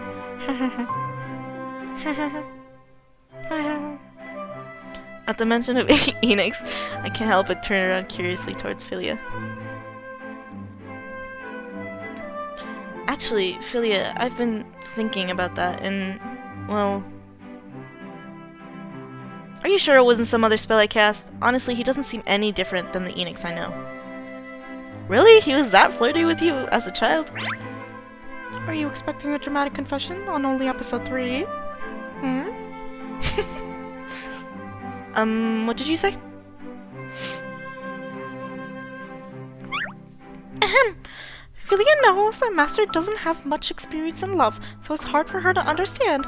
But the truth is, love comes in all sorts of shapes and sizes, just like cheese. There she goes. She's comparing my life to cheese again. Love is expressed in many different ways, by many different people. To not be able to understand it doesn't mean you should think it's simply not there altogether. Even though Master may not understand its love right now, Philia thinks she will definitely understand it when the time comes. So for now, just have fun with Mr. Enix.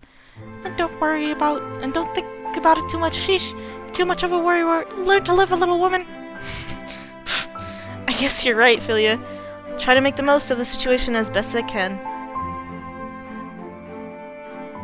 At least, at the end of all this, I'll have some new memories with my best friend to cherish.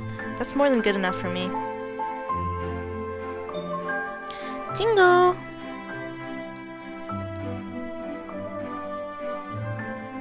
Hey, I'm downstairs. Wanna get going? Winky smaze. Winky me. Sorry. All this reading is making me, like, spaz. You know, I used to have a lisp when I was younger. Maybe I didn't fully outgrow it. I can't help but take a quick, deep breath as I slowly walk over and tap his shoulder to get his attention. Sorry, did you wait long? Ooh. No, not at all. Yeah, he looks so much better with short hair. What's with the face, huh? Don't tell me I look weird. No, it's nothing like that. You just what, Enix? You look good, Cass. Thank you. You look good too. What is this, like, D&D dice he has? Yeah, thanks. By the way, where are we going exactly? Oh, sorry. I forgot. What? Well, check it out. Wait, what? I think they labeled that wrong. Enix leaned slightly over to show me a post on social media. Grand opening of an amusement park. Fuck yeah. Remember where our old elementary school used to be in the northern part of town? Apparently some rich tycoon got a hold of the land and built a small park right on it. From this post, it says it just opened last week. I thought it'd be fun to... what do you think? You're still in? Okay. Of course! That sounds so exciting. I had no clue. What about your friends? Are we meeting them there? Yeah, it's closer to their place than ours. I told them you were coming with me, and they're excited to meet you. Wait, they know about me? Duh. Me and Isla talked about you all the time over there. Uh-oh. They're a lively bunch, but they're good people. I played a ton of Dice and Dungeons with them when I was abroad. They kept me sane for the most part. That sounds wonderful. I'm looking forward to meeting them. Maybe you guys could include me in the next game? Yeah, that'd be awesome. I'd love that.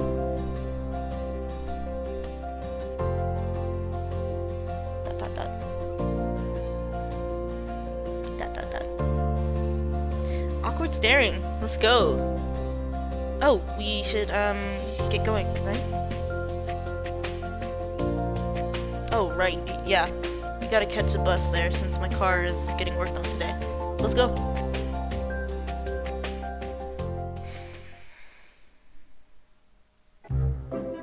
As Enix and I step on the regular bus heading uptown, we're surprised to find a giant crowd of people all crammed inside.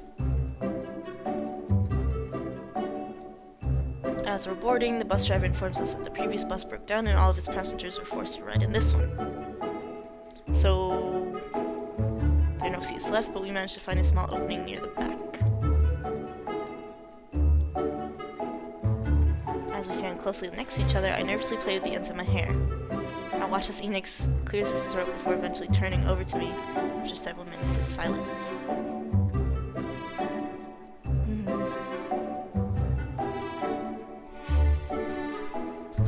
I wish I could do my hair that cutely. Holy crap.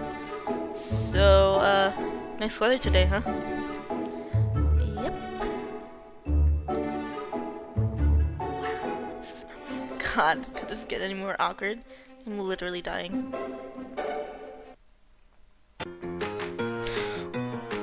Hey lady, watch where you're pushing! There ain't no damn room! It's the mafia boss. Another bus passenger walks down the heavily crowded aisle. He accidentally shoves Enix's back. My eyes widen as Enix's face is once again centimeters from mine. Unable to move, my back is pressed up against the bus wall, and Enix's arms trap me in his personal space. This is some K-drama shit, straight up. Oh god, she's even closer than last time. How do we end up in these awkward positions? Sorry, I don't really have any space to move back. It's fine, I understand. So it can get more awkward. What should I do? Stare at him, avert your gaze. Look down. I feel the heat on my cheeks grow as I quickly look away. I can feel Enix's gaze on me for a few moments more. Oh, that's so awkward. Sorry, I didn't mean to make you uncomfortable. Oh! I said to look away, girl. Come on, what are you doing?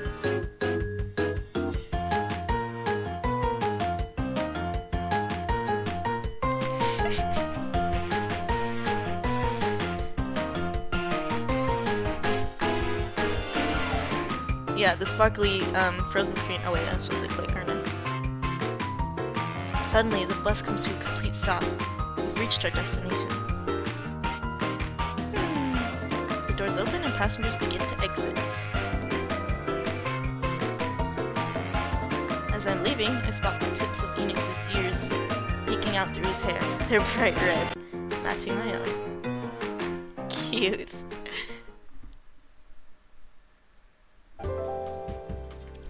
As we walk in through the doors of the bustling park, we can't help but smile as we take in the sights all around. Wow, this is so cool. Look at all these rides.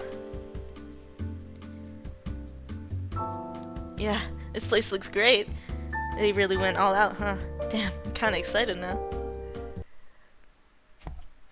Our conversation is suddenly interrupted as a tall, foreign-looking man comes up from behind us and places a hand on Enix's shoulder. Enix, mate, you made it! Good to see you! Oh god, here comes my Australian accent. Chaz, is that you? But I thought you said you weren't coming. Overseas with the others?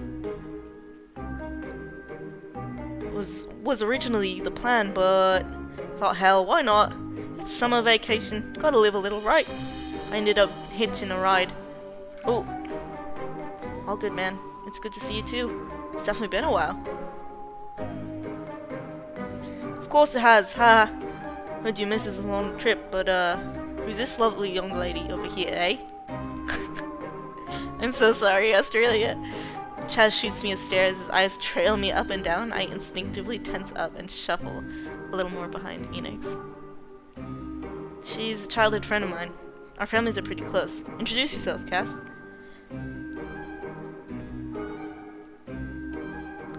Hello. Nice to meet you. Is it your first time in town? Why, sure is. But, hopefully it won't be the last from now on, eh? Okay, Chaz, you creep. Where's everyone else? All waiting for you in the lot. All waiting for you lot in the back. I was out here for a smoke. Did you know this place has a karaoke lounge? As Chaz throws his arm around Enix's neck, Secret looked back at me and winks. A weird feeling nestles into the pit of my stomach, but I choose to not think too much on it and follow them. Ah yes, the creepy pervert of a friend. Classic. As the night progresses, I meet and chat with Enix's foreign friends. We all hang out and go on various rides together, taking pictures and enjoying our time. I hope I'm not the only girl there, that'd be kinda weird. But after a while, the group seems to want Enix's sole attention as they yank him from ride to ride. As much as I try to join in on their conversations, many of them revolve around events I was not around for during their semesters abroad. I find myself unable to keep up with much. Eventually, I end up trudging alone near the back of the group as I watch Enix enjoy himself near the front. But somehow, I can't feel sad at all as I watch him laugh and enjoy himself. Feels like high school all over again. As expected, he's still insanely popular with everybody. Mr. Prom King, baseball captain, and the yearbook's most voted all-around heartthrob, is still out here swooning people. Guess I can't say much considering I was probably 80% of those anonymous votes, so... Damn, okay.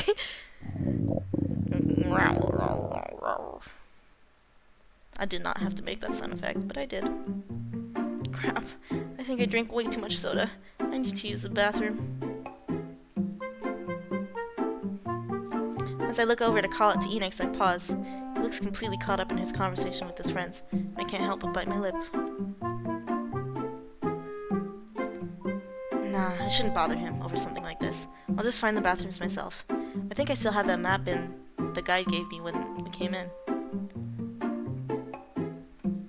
Alright, let's see here. Oh, I think they're next to the little plaza we passed earlier. I kinda remember where that is. I'm sensing a recipe for disaster. As I silently take my leave from the group, I fail to notice another pair of eyes trailing after me.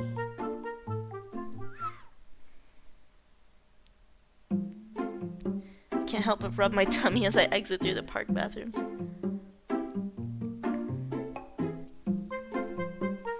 Whew, much better. Now to head back.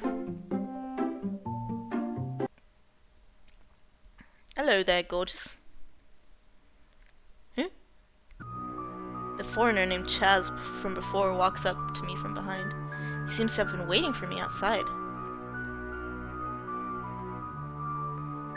Hello, Chaz. You surprised me there. Did you, need something from me? Well, if you're asking, I think I need plenty of things from you. Excuse me? I can't help but stop in my track as I realize no one else seems to be around the area. Uh-oh. Suddenly, Chaz closes the gap between us and leans into my ear with a smirk. Ew. Cast, was it? What do you say me and you ditch the slim joint and have ourselves some real fun, eh?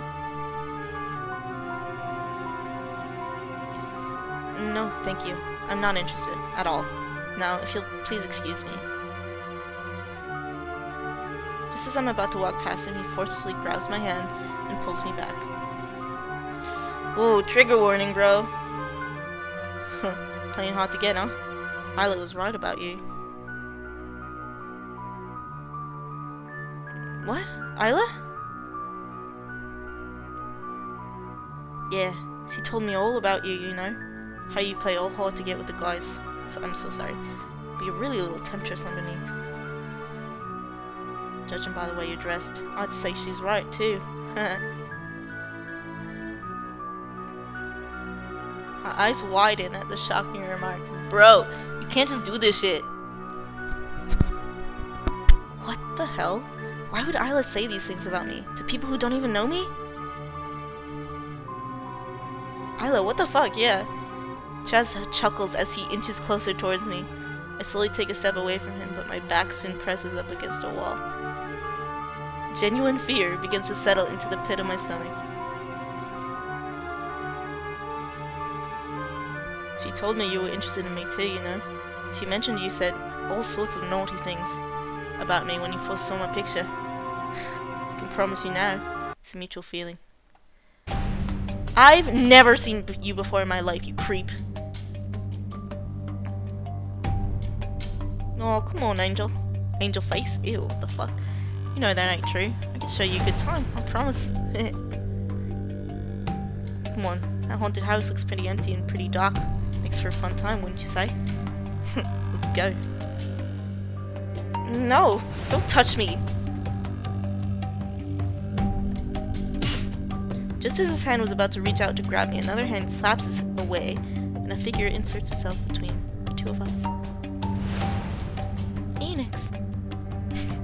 And just what the hell do you think you're doing, Chaz? Damn, he really is a knight in shining armor.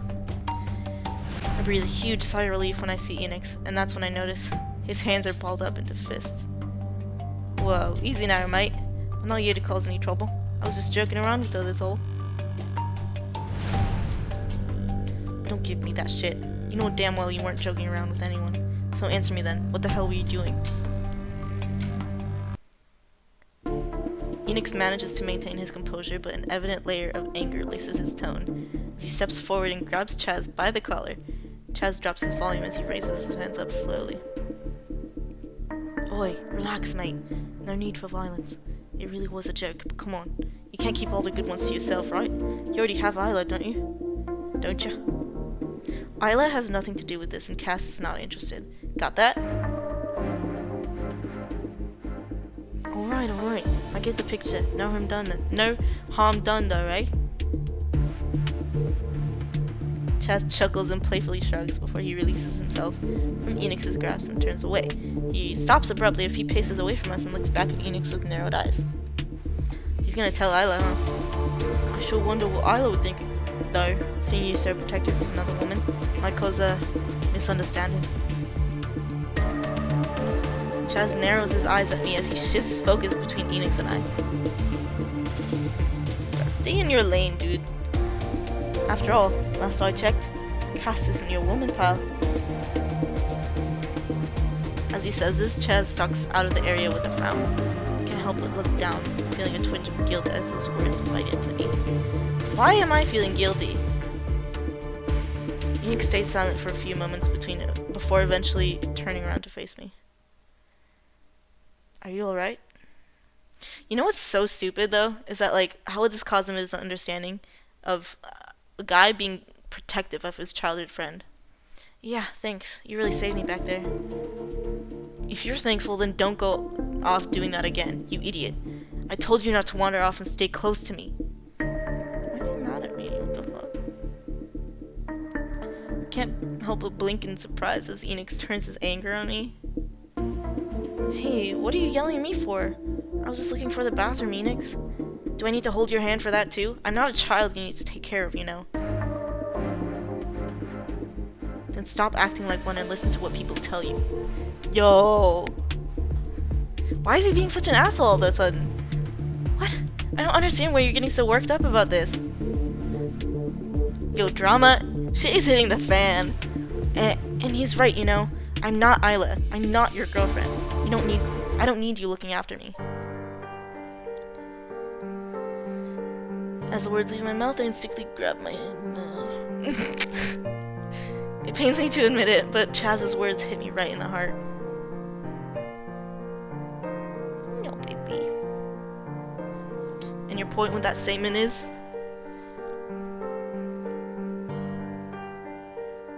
What? You're not Isla, but you're still my friend. Do you expect me to just sit there and watch a guy make unwanted advances on you? Exactly my point! Just because I'm in a relationship doesn't mean I toss my moral values aside. I thought you, of all people, knew me better than that. Enix, wait, I didn't mean it like that. Then don't say things you don't mean. Ooh, why did he turn British? With a cold tone, Enix turns his back on me and walks away. He's still my ride home, isn't he? I watch his retreating figure as an overwhelming sense of regret washes over me.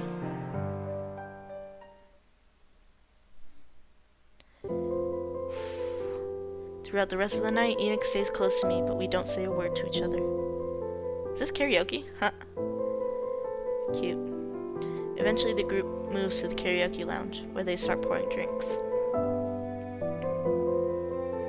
I let out a small sigh as I watch the other members of the group laugh and sing wacky songs together. I turn over to look at Enix sitting next to me with a solemn expression on his face. Great, now I ruined everyone's time. Somehow. Maybe I should just apologize. It's not too late to turn the night around, right? I turn over to reach out to Enix, but just as I do, the group that was singing all return from the front to sit around us. This is so much fun. Whew! I'm totally tipsy right now. Me too! Hey, what do you guys say we play something else? Something a bit more fun. Who's down for Truth or Dare? Naughty version. Maybe we can put all those bottles to good use. What does naughty version entail exactly?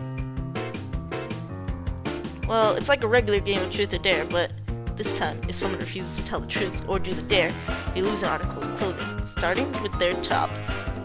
What the fuck? A crowd of laughs and oohs time all around the table except for Enix, who merely sighs and shakes his head. I really don't see how this can end up being a good time for anyone. Come on, Enix, don't be a party pooper. Live a little, man. Yeah, mate, we're all grown adults in here after all, with a couple of drinks in us to boot. Haha. It'll be fun and totally hilarious, right, Cass? Yeah, it's totally fun. Sweet, majority wins. Let's play. I nod my head nervously and let out a fake smile. Shiver as I feel Enix shoot me a pointed look. Why is he mad at me? What the fuck? Okay, he's being like a real dick. Alright, let's see who the first victim is. Here we go. Everyone intensely watches as it begins to slow down. This isn't Truth or Dare, then spin the bottle. Suddenly, the bottle comes to a complete stop. Right in front of me. Fuck. Truth or Dare. Of course. feel all the eyes gravitate in the room gravitate towards me as I go nervously. Ooh, Cass, you're up first. Truth or dare?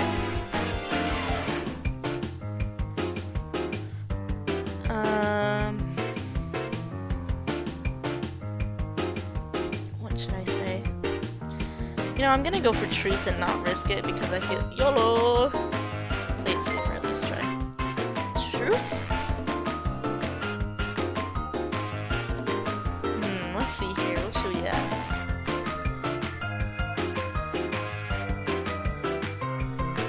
Oh, I know. You gotta tell us who in this room you would sleep with. What the fuck? I am not answering that question. I am not answering that question. Then, lose that top, girl. Them's the rules. I immediately regret my actions as a small crowd starts chanting my name. I close my eyes and bite my lip. I am an adult, agree to this, so I will do this. I knew what I was getting myself into. Heat flushes to my face as I slowly close my eyes and begin to stand up. Do I need a sensor for this? Reaching for my hand forcefully pushes me back down. I open my eyes to see Enix with a serious expression.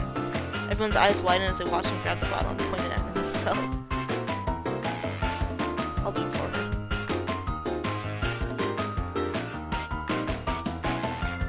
These words, Enix takes off his shirt and one fell swoop, revealing a set of chiseled abs. Oh my god.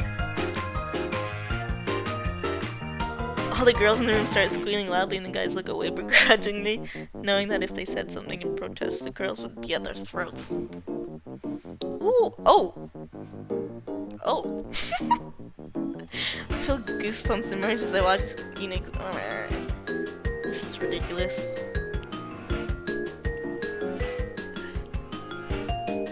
Breathe, Cass, breathe!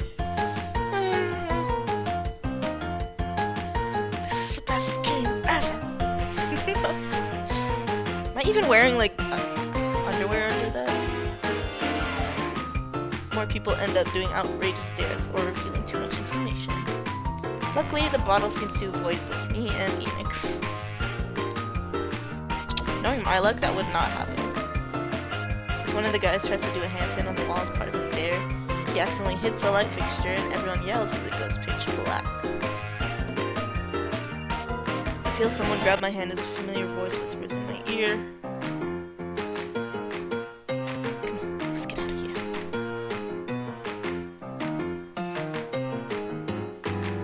As the group struggles to find a way to turn the lights back on, Enix and I secretly sneak out of the lounge and run off.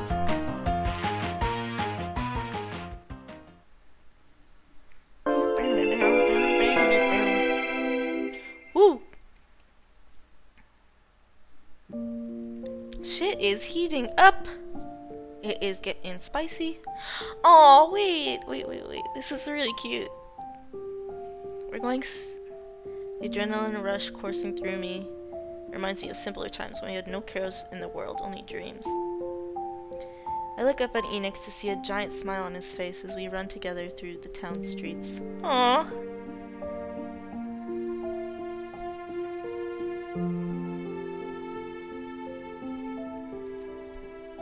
We eventually stop, panting and breathless, near a bus stop. I sit on the bench holding my aching sides and Enix breathes heavily, leaning on the frame. We slowly look up at each other and burst out laughing, a genuine laughter that takes hold of us both for a few moments. Think we lost him? I think we lost them a long time ago. You think they'll be mad we left without saying anything? Nah, they'll be fine. They're probably too drunk to notice. As we manage to catch our breaths, Enix sits down next to me. We share a silent moment together as we look up at the starry sky above us and breathe in the crisp night air. A cool passing breeze sends shivers down my spine as I rub my arms for warmth. Give me your jacket, you bitch. A few moments later, I feel something soft placed over me. I look up to see Enix looking away, but his jacket now covering my shoulders. Smiling, I glance down and touch the jacket. Seconds later, I clear my throat as I sit up straight and turn around to face him. Enix, about earlier. Don't worry about it.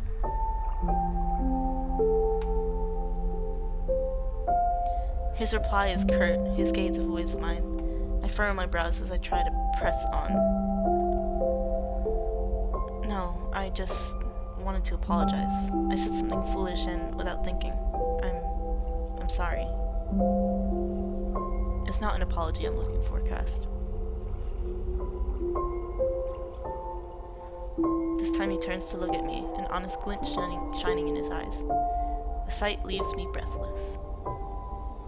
He sighs.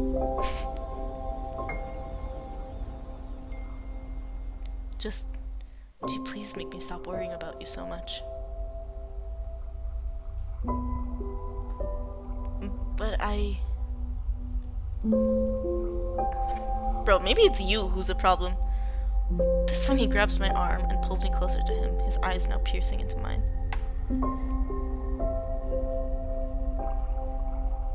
What would you have done if I hadn't been there both times? I swear, sometimes it's like you never think before you act.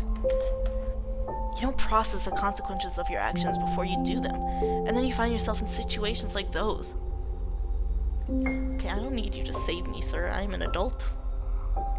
I lower my gaze at his scolding, harsh tone. He keeps his eyes on me, but I'm at a loss for words. I'm sorry. Again, I don't want your apology. He lets go of my arm and we separate slightly. I instinctively pull his jacket closer to me. Because it's one of my favorite things about you. Huh? Do I get a confession in episode 4? I don't know a lot of people who would approach the world with such trust and compassion like you do. Unsure if I heard the last part correctly, I turned to look at Enix, who was still staring at me with a steady gaze. He lets out another sigh at my incredulous expression, but this time it sounds different as he pats my head. But just try not to be such a damn trouble magnet, okay? Every action has an equal and opposite reaction, you know? Pfft, okay, Mr. Isaac Newton. Oh, wow, I'm actually surprised you knew that, given the fact you failed 9th grade basic physics horribly. Don't bring that up now, you jerk! You know Mrs. Raider had it out for me. As if you were just that terrible. You probably robbed the poor woman of her sanity. Damn, okay. It's like I lightly slap his arm and watch his laughing face. A familiar heat secretly fills my cheeks. My heart throbs as it's done many, many times before this moment. Heart attack? In different places, in different times, but always for him. Only him. Wait, that's cute. You guys.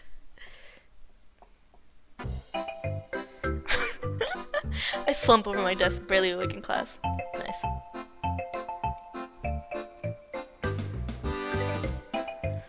I didn't get any sleep yesterday either. Jeez, this girl is running on like the smallest amount of sleep I've ever seen anyone run on. I have to pee though, I'll be right back.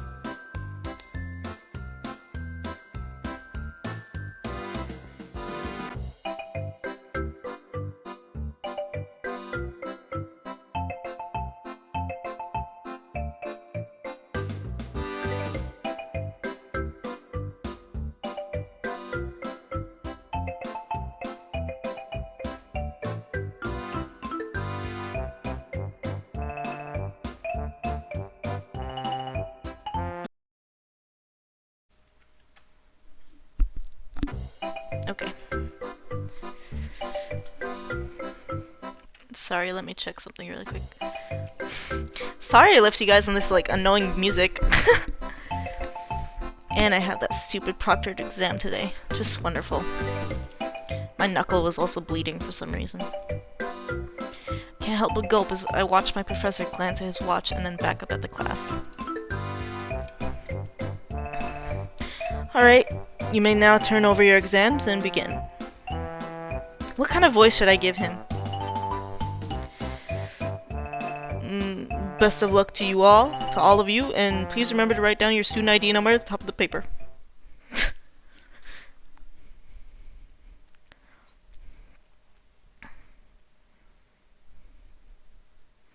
Later that day,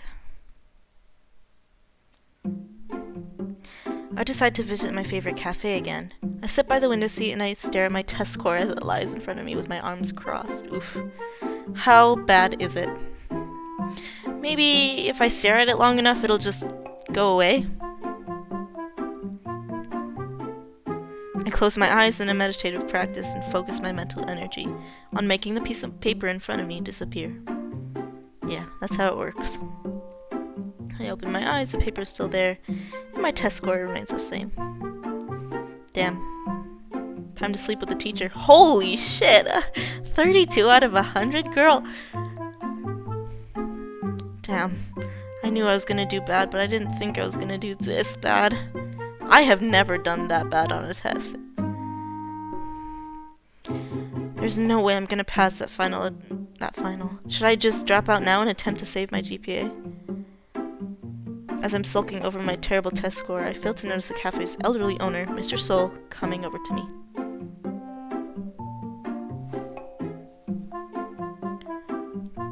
Good afternoon, Cass. I come bearing a little gift. Here, this one's on the house for you today, for being one of my best customers. Oh shit. Mr. Soul places a small latte with a cute design next to me before glancing over at my test score. Oh dear, that's a pretty low score. Reminds me of my own school days. Aw, thank you for the latte, Mr. Soul. It really means a lot. And yeah, I did pretty terrible on this one. No worries, my dear. Perhaps you should get someone to tutor you. It's important to ask for help when you need it. A tutor? You know, that actually doesn't sound like too bad of an idea. Heaven knows I could use the help if I have any hopes of passing this class. Well, you seem to be in good luck today. I see a potential tutoring candidate here heading this way right now. Really? Where? Who? As I look up to see who Mr. Soul is talking about, I catch the sight of Enix pulling open the cafe doors. I thought it was going to be the barista. Oh my god. If Enix sees my test score, he'll kill me. Oh shit. I tremble in fear as I recall the bygone tutoring days of our youth. Oof. Seems to have not bore any fruit. How do you not understand this, Cass? I've explained it to you 50 times already.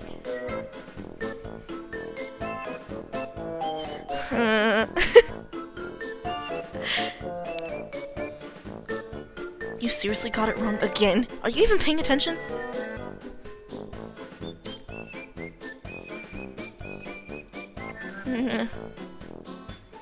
No, school isn't for this character. I'm gonna make you learn this even if we have to do it 1,000 more times. Got it? Now listen up. Damn, dude's not letting me breathe.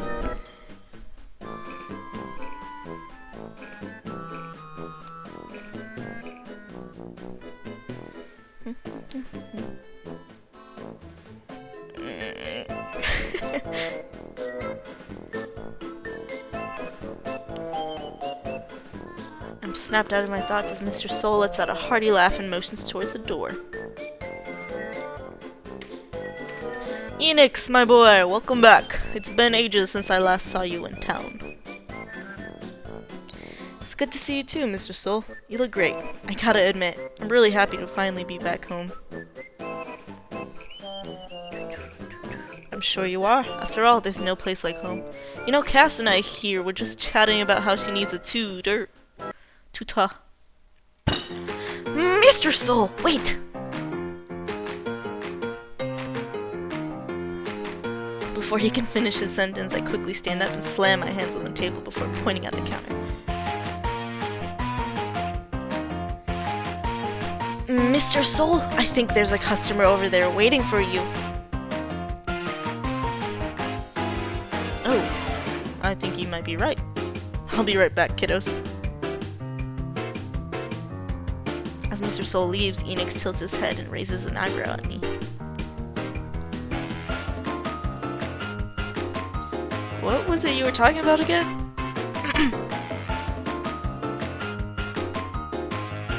What should I say?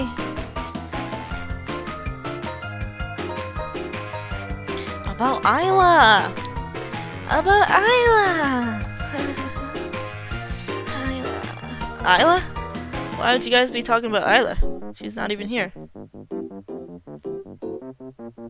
Enix frowns as he crosses his arms in a defensive state.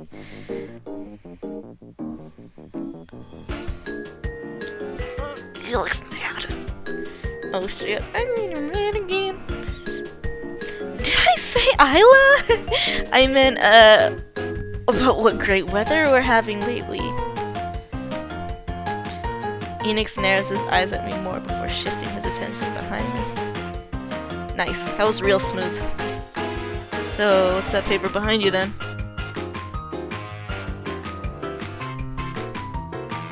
Paper? What paper? This paper! Oh, this is my, birth certificate? Enix suddenly looks up behind me and smiles. Oh, hey, Mr. Soul. You're back so soon? He's back already? As I turn my head around, Enix grabs the paper I was hiding and brings it up to his face. This sly dog! I can feel the blood draining from my face as he stares at it for a few minutes before bringing it down and glaring at me. Oh my god. This guy. Are you serious, Cass? A 32? Explain it. I'm not very good at math, okay? I'm much more of a liberal arts person. That's actually true, though, for me. I mean, this is pretty bad, even for you. I heard from an old classmate that your university is going into finals next week. Just what do you plan on doing? I was actually thinking of dropping the class. I yelp as Enix slams the paper down on the counter next to me, his eye twitching in anger as he glares at me. Damn! Like hell you're dropping the class. I'm tutoring you, starting tonight.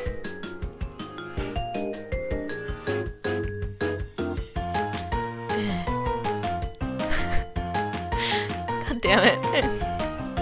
Don't give me that look or I'll sell your entire Miss Moon collection. Yo, that smirk he gave. Don't touch my Miss Moon collection, you fiend! How dare you! Oh god, I'm getting more embarrassed. Then get ready for some intense learning tonight. I'll be over at 8. God, why me?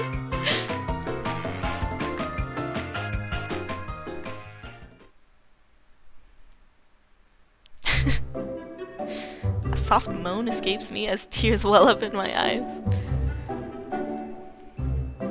Oh god. Enix, please. Oh! Be gentle. You've done 2 math problems. 2! I hate math! Me too, girl. Me too. It's not like I'm going to major in any math-related fields anyways, so why do I have to learn it? Facts, you ever use your Pythagorean theorem in real life? You're hopeless, woman. Completely hopeless. I'm serious. You're the one who wants to become a doctor now, right? Shouldn't you be off learning biology or something?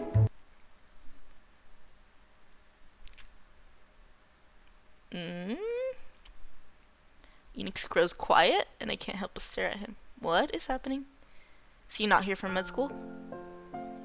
To voice the thoughts that have plagued me recently. Hey, Enix, can I ask you a question?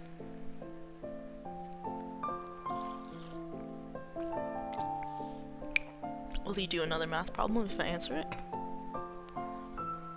Why did you choose to become a doctor all of a sudden?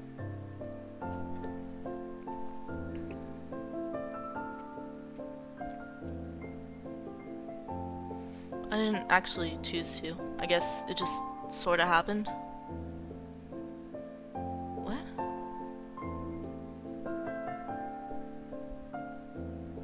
Enix sighs as he closes my math textbook and places it on the floor. Why on the floor?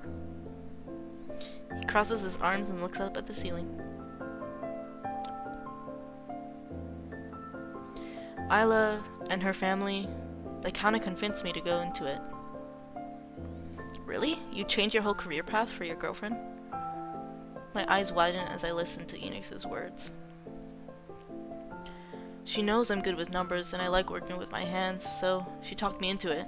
Her parents even said they could manage to fund my entire medical school tuition with a grant if I chose to pursue it. That's amazing. Damn, that's a tough choice. I remember that Isla comes from a very wealthy family of politicians and lawyers with strong connections to top universities all around the world. Funding an entire medical school might sound impossible for someone like me, but for Isla, it's definitely a possibility. Sorry, I'm like burping for some reason. Maybe. She's in an entirely different league than me. My parents also seemed really on board with the idea. As were my older brothers. At the mention of Enix's brothers, my eyes widen as a vivid memory resurfaces. Brother trauma? I worryingly peer into Enix's face as tired eye bags strike a pale, exhausted complexion. Enix, are you sure you're okay? Isla and I are... well, we're worried about you. You study all through lunch and homeroom. You go straight to cram school after practice. Every time we invite you somewhere, you always say you're studying. I understand that it's important, but aren't breaks important too? I'm sorry, but I can't afford to take a break right now, Cass. Finals are right around the corner. I have to get the top marks, just like my brothers. I won't ever hear the end of it otherwise. Legacy. But Enix, your brothers are all in grad school. They're way older than you. You can't compare yourself with... That doesn't matter. Do you have any clue what it feels like to have everything you ever do criticized and compared to someone else? Just because they were born before you? Yes? Enix? No matter what I do, I'm never good enough. Not as good as my brothers. So if I ever hope to be, I have to catch up to them. One day, Cass. One day I'll make a name for myself. You'll see it. I won't have to live in their damn shadows anymore. I'll be equally respected, equally recognized. But the only thing that ensures that future is hard work, so I can't afford to stop now. I'm sorry. I have to go or I'll be late. Dang, dude.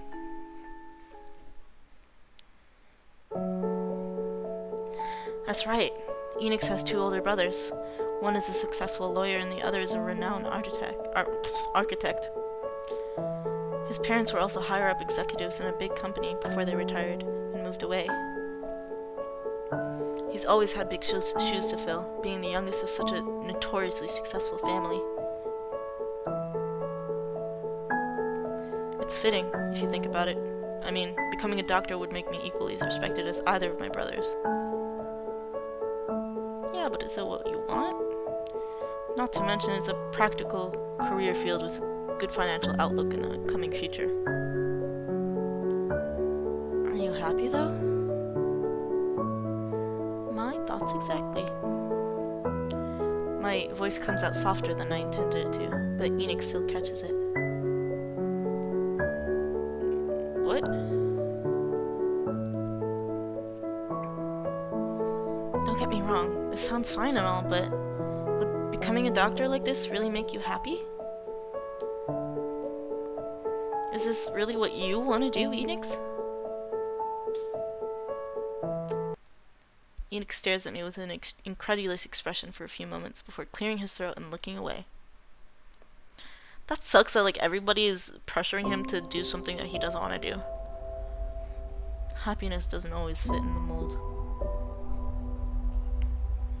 What? What is that supposed to mean? It means sometimes you can't always have things go your way in life.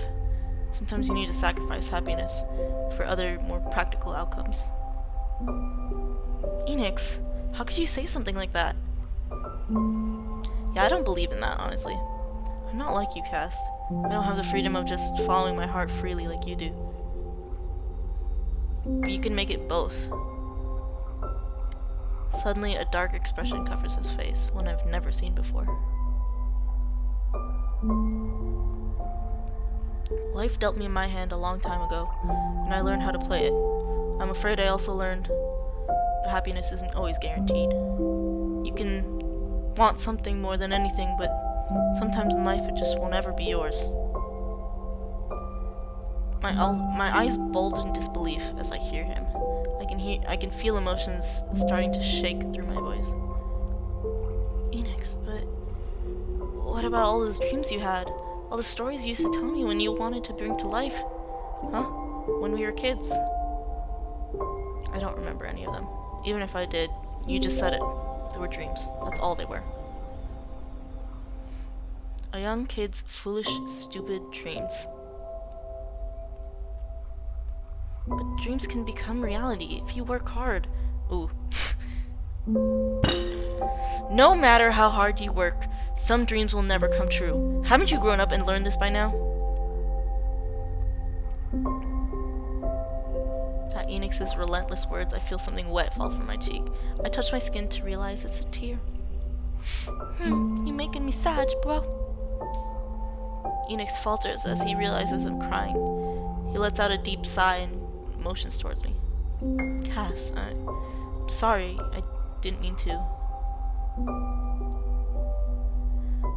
Get out.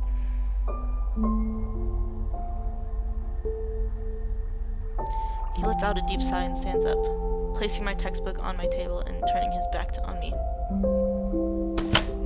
As I hear the front door close, a soft sob escapes my throat.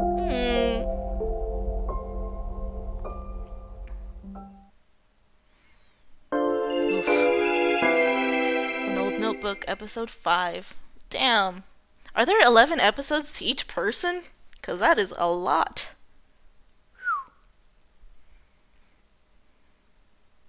Oh, shit, sorry.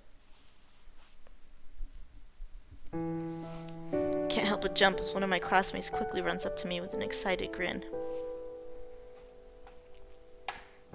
Cast, did you hear the news? I mean, of course you probably heard, but sheesh, how could you not tell anyone? What are you talking about? What news? Slow down a sec, geez. Your hair's all over the place, you know? That Enix and Isla are dating? That's news, girl! Everyone's talking about it. I hear my pencil drop to the floor as I look up in disbelief at the excited face of one of my classmates. What on earth are you talking about? Enix and Isla aren't dating. Where did you hear that? Oh my god! Don't tell me you didn't know either. Aren't you three like super close childhood friends or something? Okay, well, you don't have to rub it in. Well, apparently they confessed to each other at the fountain a few days ago, and Isla officially broke the news today. Everyone's freaking out with all due reason. And what crazy timing, right? With graduation happening less than a week away, too. Not gonna lie, though. I always thought you and Enix would end up together. But, well, I guess not. Damn, how insensitive can you be? Without being able to think, speak, or process what's happening, I feel my feet carry me out of the room. Did we have a fight before they left? I run down the halls as fast as I can to the one place I know I'll find the truth. The one place I'll find Enix. Tears well up in my eyes as I run faster and faster, shoving students, knocking over papers, getting yelled at by teachers, but I don't care. Nothing matters at this moment. Nothing.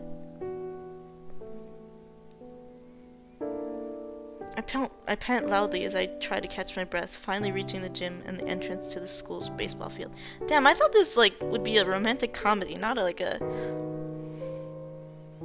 emotions all over the place game. Goddamn. It's not true. There's no way. Enix and Isla are holding hands on the field as the baseball team cheers around them.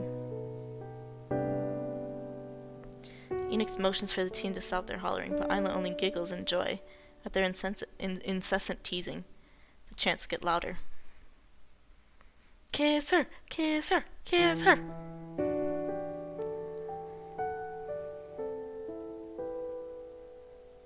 My vision begins to blur due to the amount of tears falling from my eyes. I feel like my heart is being ripped apart as I clutch my chest and watch Enix and Isla lean into each other. Oh, she's gonna watch them kiss? No. Enix, please don't. Way to get your heart, ripped out. Damn.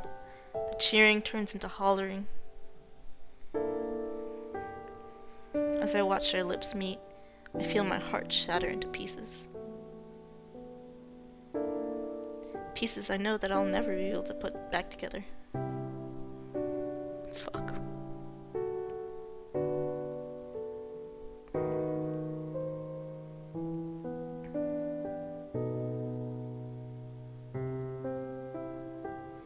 I slowly open my eyes to find myself in my bedroom.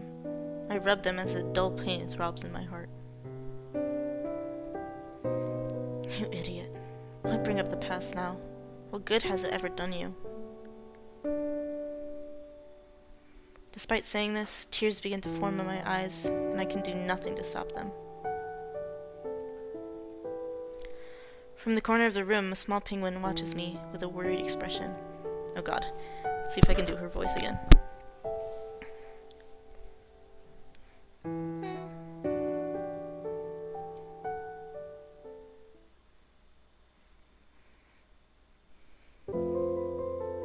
A few days later.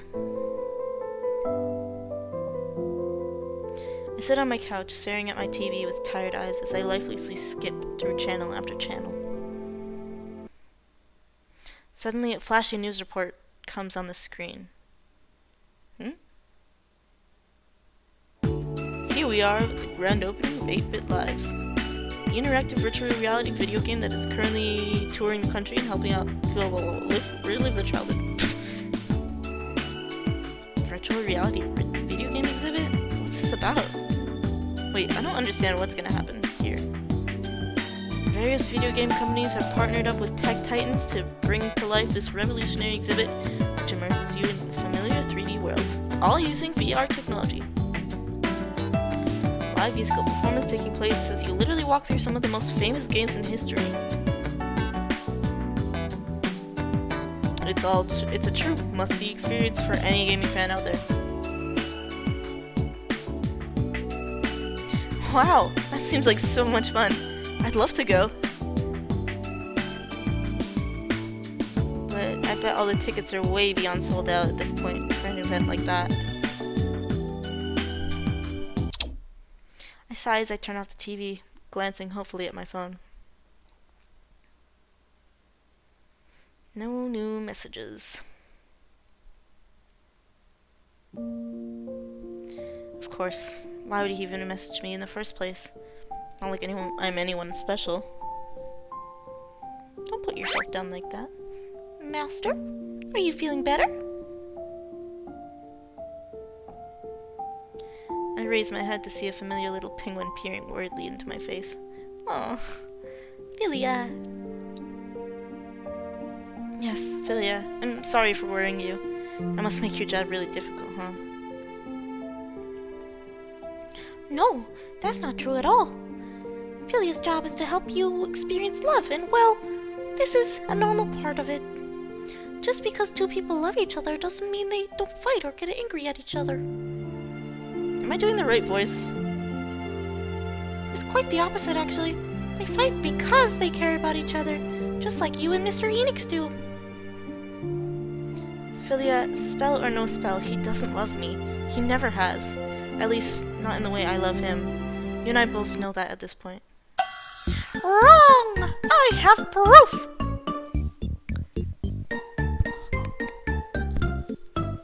Philia grins as she waddles up on the couch and confidently beams at me. When Master was feeling all mopey the last few days, Philia went over to Mr. Enix's house to find something that would cheer you up. You broke into Enix's house? Did he see you? Philia, you can't just go breaking into other people's houses like that. Nope, don't worry. Other mortals besides my current master can't see me, unless they're like a wizard or something. But I don't think that's the case. Anyways, I found this! My proof that Mr. Enix is madly in love with you. Phoenix? Philia brings out an old worn notebook she was hiding behind her back and lays it on my lap. My eyes widen as I stare at the cover. This is... If Mr. Enix didn't love Master, then why would her name be all over this notebook of his, huh? Philia will not be fooled that easily. He must have wrote it when he was terribly heartbroken the last few days. His heart was crying out of pain, and he took the pen and paper to write out his sorrows of love. Très romantique!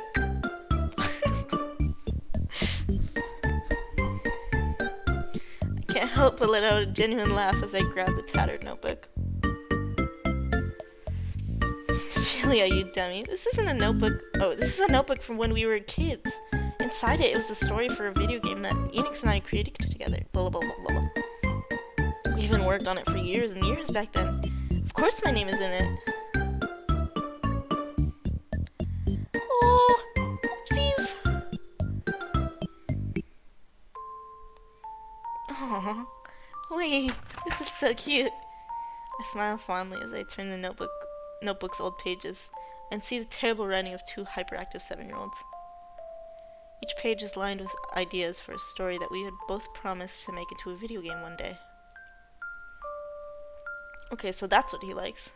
From a cast of characters to monsters to bosses, even outlines of swords and weapons, we dreamed up an entire world together. As I turn the pages, my eyes widen. Whoa. Tattoos? More detailed drawings and notes began appearing, ones I was not familiar with. I realized the date on each page now jumped to years later from when we first started the notebook. He continued it. I hate those spiders. Please get them off the screen. I turn more and more pages and the drawings grow more detailed. More notes and outlines peek out beside them. Thank you. Suddenly, I turn to one page and my heart somersaults. I'll never give up on our dream. Is this me?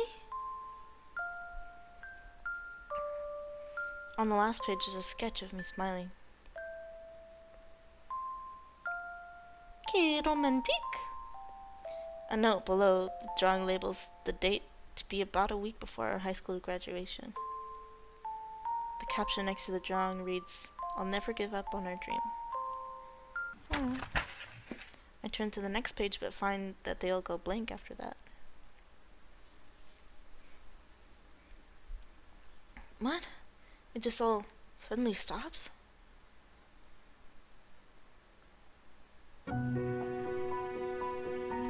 As I close the notebook, I can't help but hold it tightly to my chest. This notebook, it's years of effort and dedication, all for that one dream. How could he possibly say he doesn't remember it now? Since early on in our lives, Enix and I always shared the same love of video games. How apt. We would get lost in all the stories we embarked on together, all the characters we met, all the worlds we discovered together. During the toughest parts of our lives, we always had each other, and the games that inspired us to dream and keep going on no matter what. The very same games that brought us together. Isla was never much of a fan, but Enix and I, the afternoon we would spend together as kids just laughing and playing, and making up our own stories until our parents had to drag us home. Thinking back on it now, those are times I remember Enix smiling the brightest. I know he still remembers that dream we made, and if he doesn't, I'll make him remember it. Just as I think this, my doorbell rings.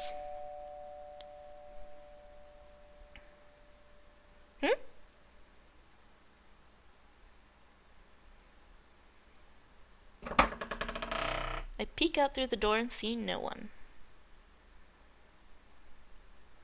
As I'm about to head back in, I see a small tub of strawberry ice cream on the floor and a note.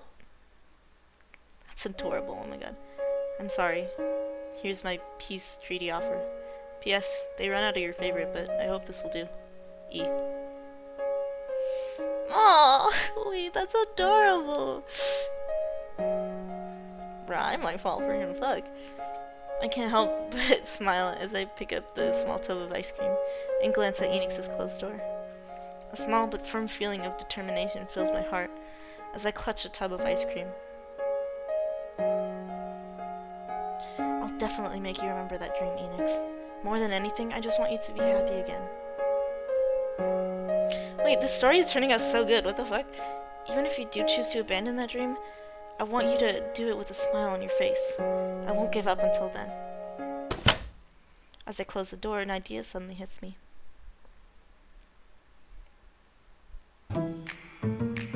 Philia, I need your help.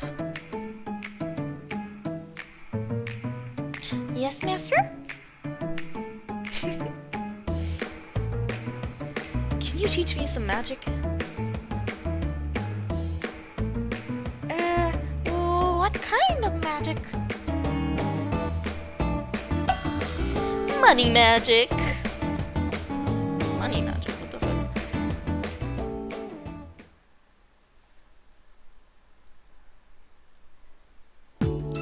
The next evening, I think at the next episode, we'll stop. My throat is getting a little sore from talking so freaking much. I look over at Enix and see him visibly shaking with excitement. Ah, so we got tickets. Cass, this is incredible. How on earth did you get the tickets to this thing? They were completely sold out months ago. Wanna know how I know that? Because I emailed the event coordinators like 3 times a day, every day for like 4 months, and they still wouldn't budge. Damn, that's a lot of effort, bro. Heartless jerks. Well, I had help from a very magical cheese-loving penguin. Okay, so you don't plan on telling me? That's cool. I just still can't believe we're actually going to see this. I'm so hyped! It's been years since I've seen you this excited, you know? You look like a little kid on Christmas morning. Leave me alone. Don't make me self-conscious now. Cute! Kawaii! Kyo!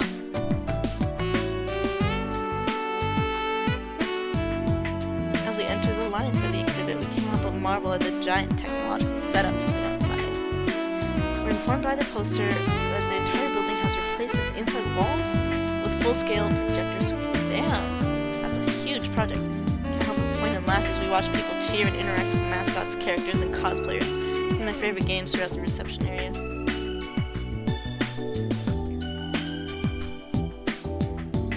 staff member hands us our headsets and motions us towards a group, heading into an exhibit room. Enix and I playfully nudge each other as we quickly walk towards our destination, excitement visible in our faces. A guide brings us into an expansive room and ushers us to put on our headsets. Snap a quick, goofy photo. Okay.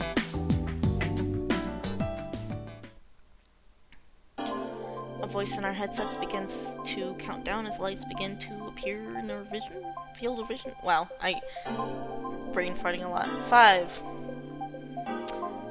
4, 3,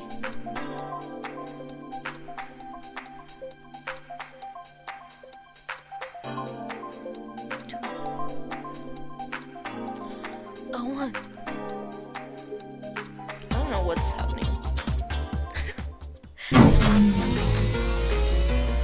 Oh, whoa. Suddenly, the whole room disappears before us, and in its place, we're immersed in front of an impressive-looking 3D castle. Yeah, I can't help but beam in awe, as everyone around the room begins to clap and cheer around us.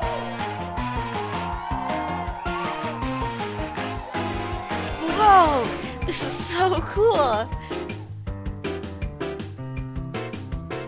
This is absolutely amazing. To think they'd utilize VR technology to literally bring this place to life. I'm floored, man. Floored! Oh my god, Enix! Look! It's changing! It's changing! We begin to cheer and yell as the 3D world around us changes into a dark medieval castle. Yo, I recognize this! This is Dracula's castle from that one vampire game. Manorvania or something, right? Cass, you might see a grown man cry today, and that grown man might be me. It's okay, you can cry. You dumb fanboy! Don't cry, this is way too cool to cry over. Man, I'm one hell of a damn weeb. And I love it. As the background begins to change, a familiar melody begins to play out. This looks like Attack on Titan. I can't help but gasp as I turn to Enix, knowing it's his favorite game of all time, The Tale of Link. Suddenly a 3D knight dressed in green, holding a giant sword appears. He rides through a village on a great brown stallion with a castle glowing in the horizon. Enix, did you see that? It was him, your hero!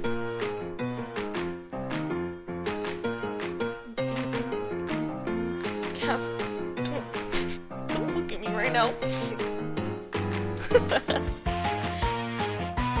Enix, you big dummy, don't cry. Let's go.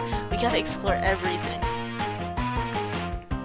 As if it were the most natural feeling in the world, I take a hand in mine as we move throughout the virtual space.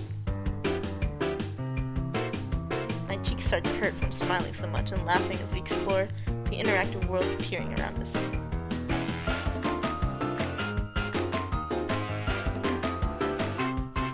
Among a sea of smiles, laughter, wonder, and amusement, I relish the feeling of being next to Enix, as I watch him enjoy himself to the fullest.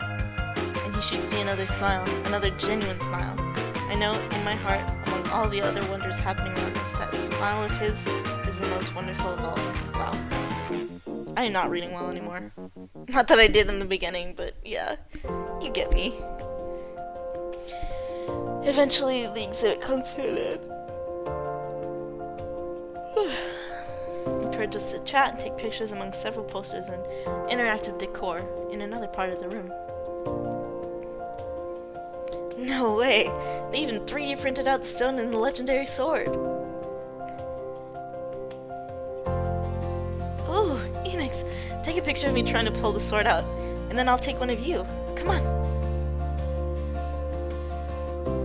We laugh and take funny photos together as we browse the rest of the room and enjoy the remaining exhibit. Meh.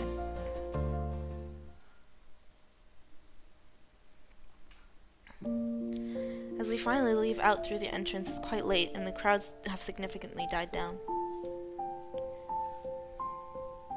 Enix looks up at at a giant marketing poster on display of his favorite game and reaches his hand out almost as if to touch it. He's always been your favorite, right? I stand next to him, watching him wear a proud smile on his face as he looks up at the artwork. Yeah, the story really influenced me a lot growing up. It gave me courage in some really dark times, and made me smile when I didn't think I'd ever smile again.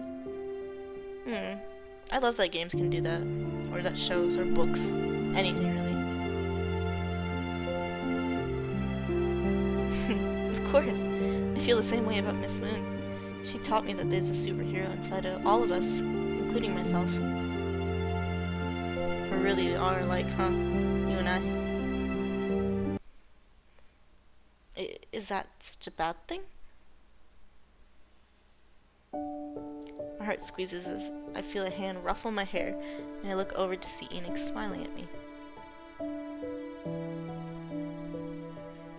It's the best thing in the entire world to me, Cass. Why is he being so baby? A moment of silence takes place as only the silent level will. Okay. I play with the ends of my hair for a few seconds before taking a deep breath, mustering up all the courage I can gather. Did you really forget about that dream of ours? Silent seconds turn into minutes. I bite my lip, fearing I may have stepped on a still open wound. Oh my god. And just as I get ready to apologize... Of course not. Not for a single moment. Just like I haven't ever forgotten you. Oh, he's a soft boy. Enix looks at me and it feels... Waiting for my answer, okay. What should I do? Confess?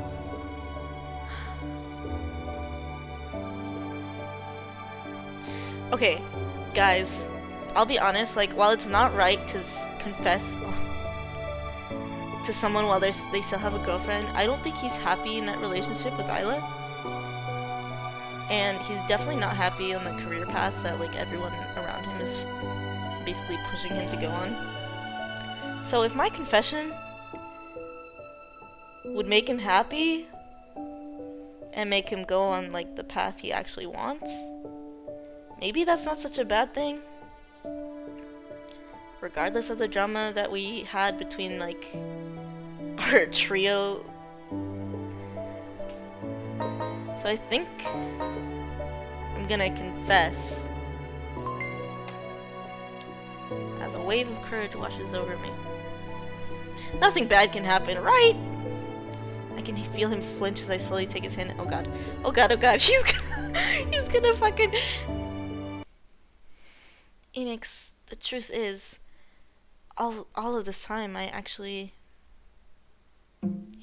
Mommy, come quick! It's the legendary hero! I found him! I turn around at the source of excited screaming to see a little boy running towards the hero's poster at full speed. He screeches to a stop right in front of it as he stares up at the giant artwork with twinkling eyes. Whoa, this is awesome!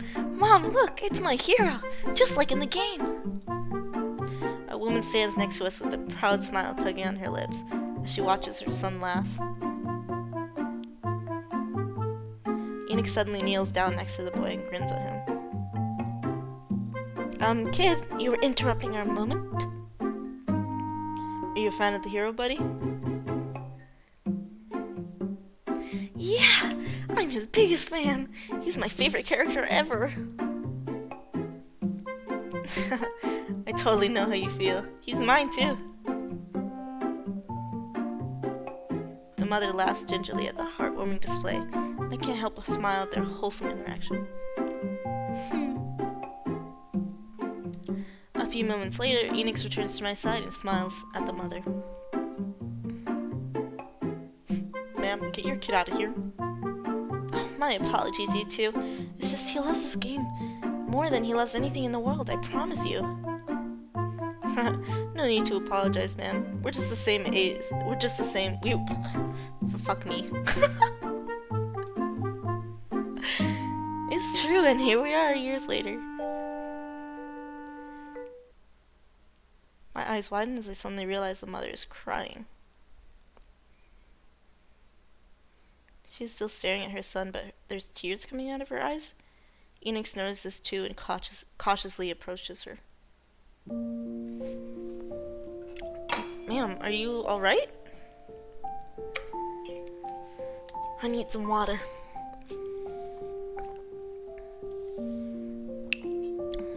Happy tears, yay. Ugh. You see, my son was very sickly when he was young. He was born with a lot of medical problems and spent most of his youth from hospital room to hospital room, asking why other kids his age. As we listened back to her story. There came a point when I thought we might even lose him. He had to go through a major surgery at such a young age, and he was so afraid. We all were. But then, one day my husband brought him this game as a gift. At first we thought he'd toss it aside, just like he'd done with his previous toys, but he didn't. He fell in love with it. He fell in love with the story and with the character of the hero so much that he vowed to be just like him. To others this might simply be a game, but to my son, it was the strength and courage he needed to keep on living. It was his light in his darkest hour.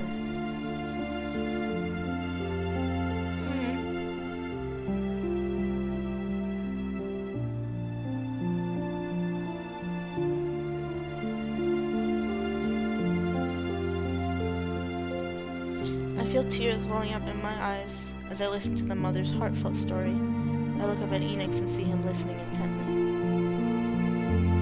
I am so grateful to the people who created this game, who created these characters whom were able to inspire my son to keep fighting, to keep living. To some, it may just simply be a game, a good pastime, but to me, it became my entire world.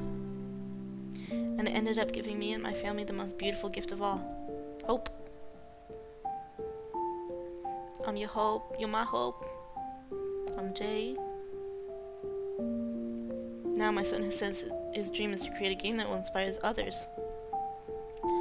Tears spill from my eyes as I turn to look at Enix. Can't make out his expression as he turns away. That's so beautiful, ma'am. Thank you for sharing his story with us. Of course, dear. Thank you for listening.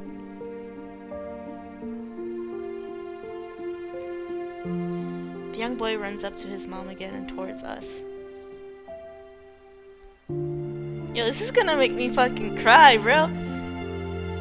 Mommy, thank you for taking me here. I'm so happy. I can't wait to make a game just like this one day. What I do next surprises even me. Without thinking, I kneel down next to the boy and smile. Did you know that boy right there has the same dream you do? He wants to make a video game. He wants to make video games too. He loves them with all his heart, just like you.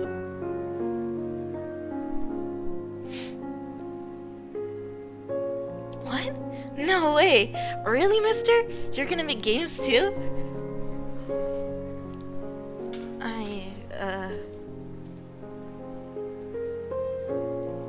Yep. He wrote an amazing story about a group of brave heroes traveling through all sorts of different worlds and going on an exciting adventure together. Wow, I can't read anymore. That is so cool! Mister, I can't wait to play your game one day. Is this how Enix Squared came to be? Imagine. Then, I hope you look forward to it, buddy. Aww. I smell a turning point! Laughter echoes through the night as we spend some time together with our new, small friend.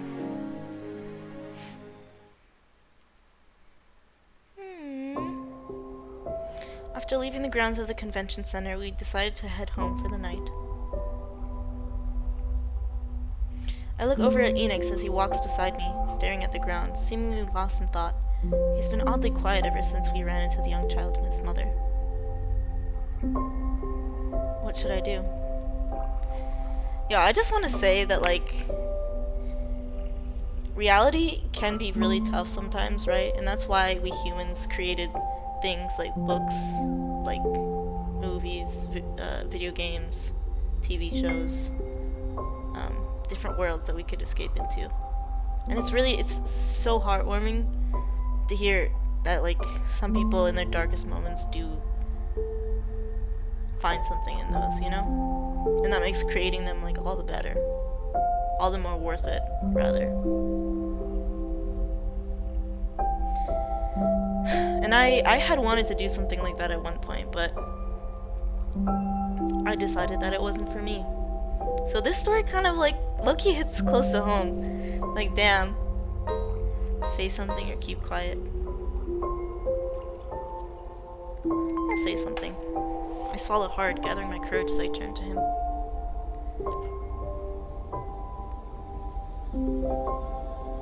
Hey. You and Enix? Oh. Oh, talking at the same time.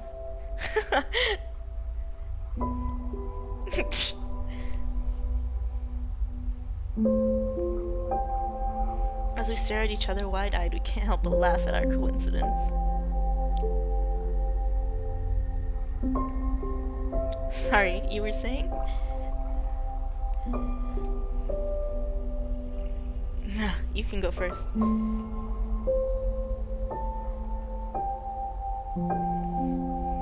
I can't help but cast my gaze down as I look for the right words. Enix, I just want to ask you one thing. If you can answer it truthfully, I promise I won't ever bother you again about it. What is it?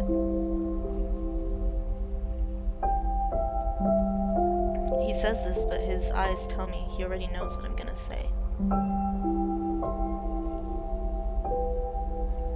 Do you really want to become a doctor?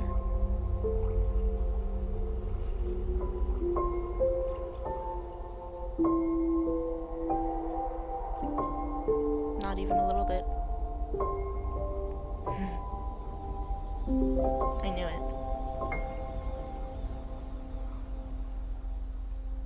Then, do you, still really want to give up on your dream of making games? At this, Enix lets out a deep sigh. He turns around as he digs his hands through his hair before turning back around with an annoyed expression. Uh-oh. You're really making this hard for me, you know that?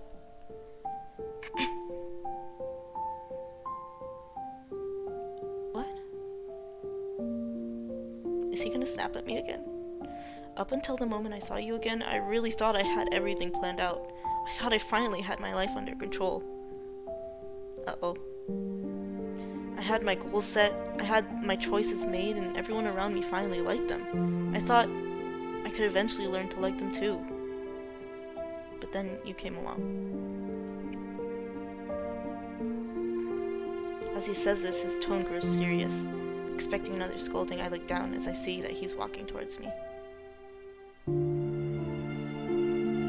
You come along and bring up the past. You bring up old emotions and feelings that I thought I had finally gotten rid of after all this time. Emotions that I thought I had finally buried away and moved on without. I avert my gaze as he comes to a stop right in front of me. Slowly, he lifts my chin to look up at him and my breath hitches. And you make me realize how much of a damned idiot I was. To think that I could ever live without them in the first place. Aww. To think that I could ever live without you, Cass. It's cringe saying my name in there, but my mind goes blank. The only sounds I can make out is my heart beating louder than I've ever heard in my life. This is so romantic, goddamn. I'm unable to think, to speak. I can only watch as Enix's face grows closer to mine. It cups my cheeks and I can feel tears prickle in my eyes from the intense emotions running through me, but I'm unable to look away. Our foreheads touch briefly, but he keeps leaning into me. I watch his eyes close as I slowly start to close mine, No, don't kiss. At least not until he breaks up with his girlfriend. A soft whisper escapes my lisp as I say my lisp. And just as our lips touch, are barely inches apart. His phone rings. Of course. It's probably Isla too. Watch. Bet. My lies, my regrets. Enix is... Wait. Yeah, I think I'm gonna stop here, I'll be honest.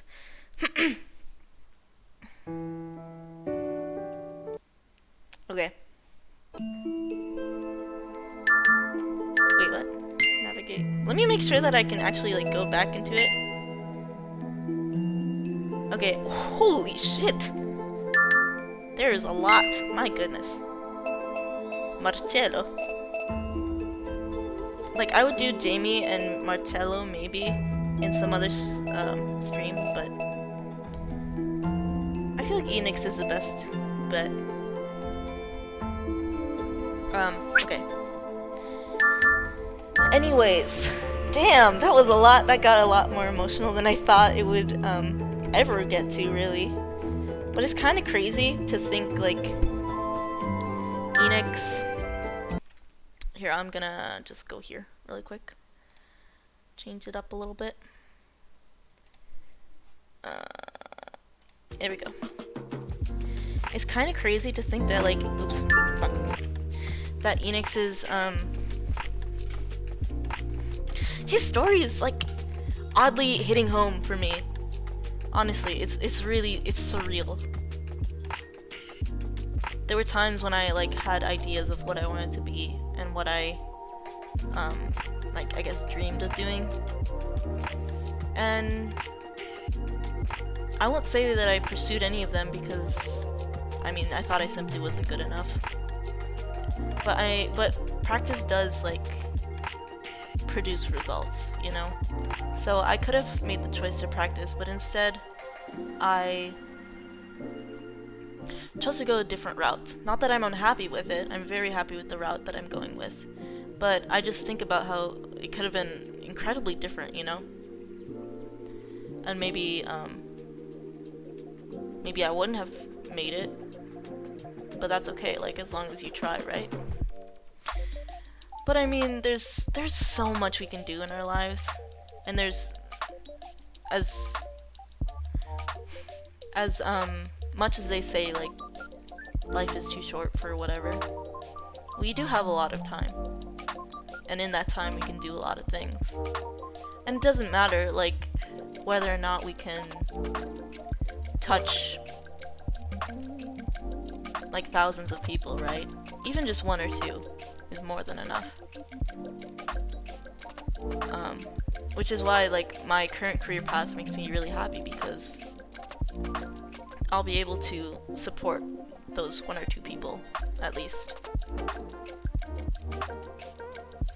So, yeah, I don't know. It's just what this story made me think about. That got a lot deeper than than I intended, but wow. I'm really, really enjoying this game, and I'm really enjoying doing all the voice acting. I've never done it before, so this is like my first time at it, and yeah, I might not be very good at it. But you know what? I'm having a lot of fun. So I hope you guys have been enjoying it too, and if you like this stream, make sure to check out my Twitter, because I'll be posting tomorrow the schedule for next week, and seeing as this has so many episodes, I will most likely be playing this either next Monday or Wednesday again. So I hope to see you guys there. But in the meantime, I will be taking tomorrow off, posting my schedule like I said, so be sure to check my Twitter for the games and times.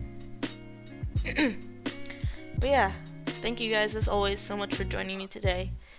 I hope you guys have a good rest of your week. I hope you guys take good care of yourselves. It's really, as hard as it may be to do like simple stuff, it's important, so don't forget, okay? Take care, everybody. Bye-bye.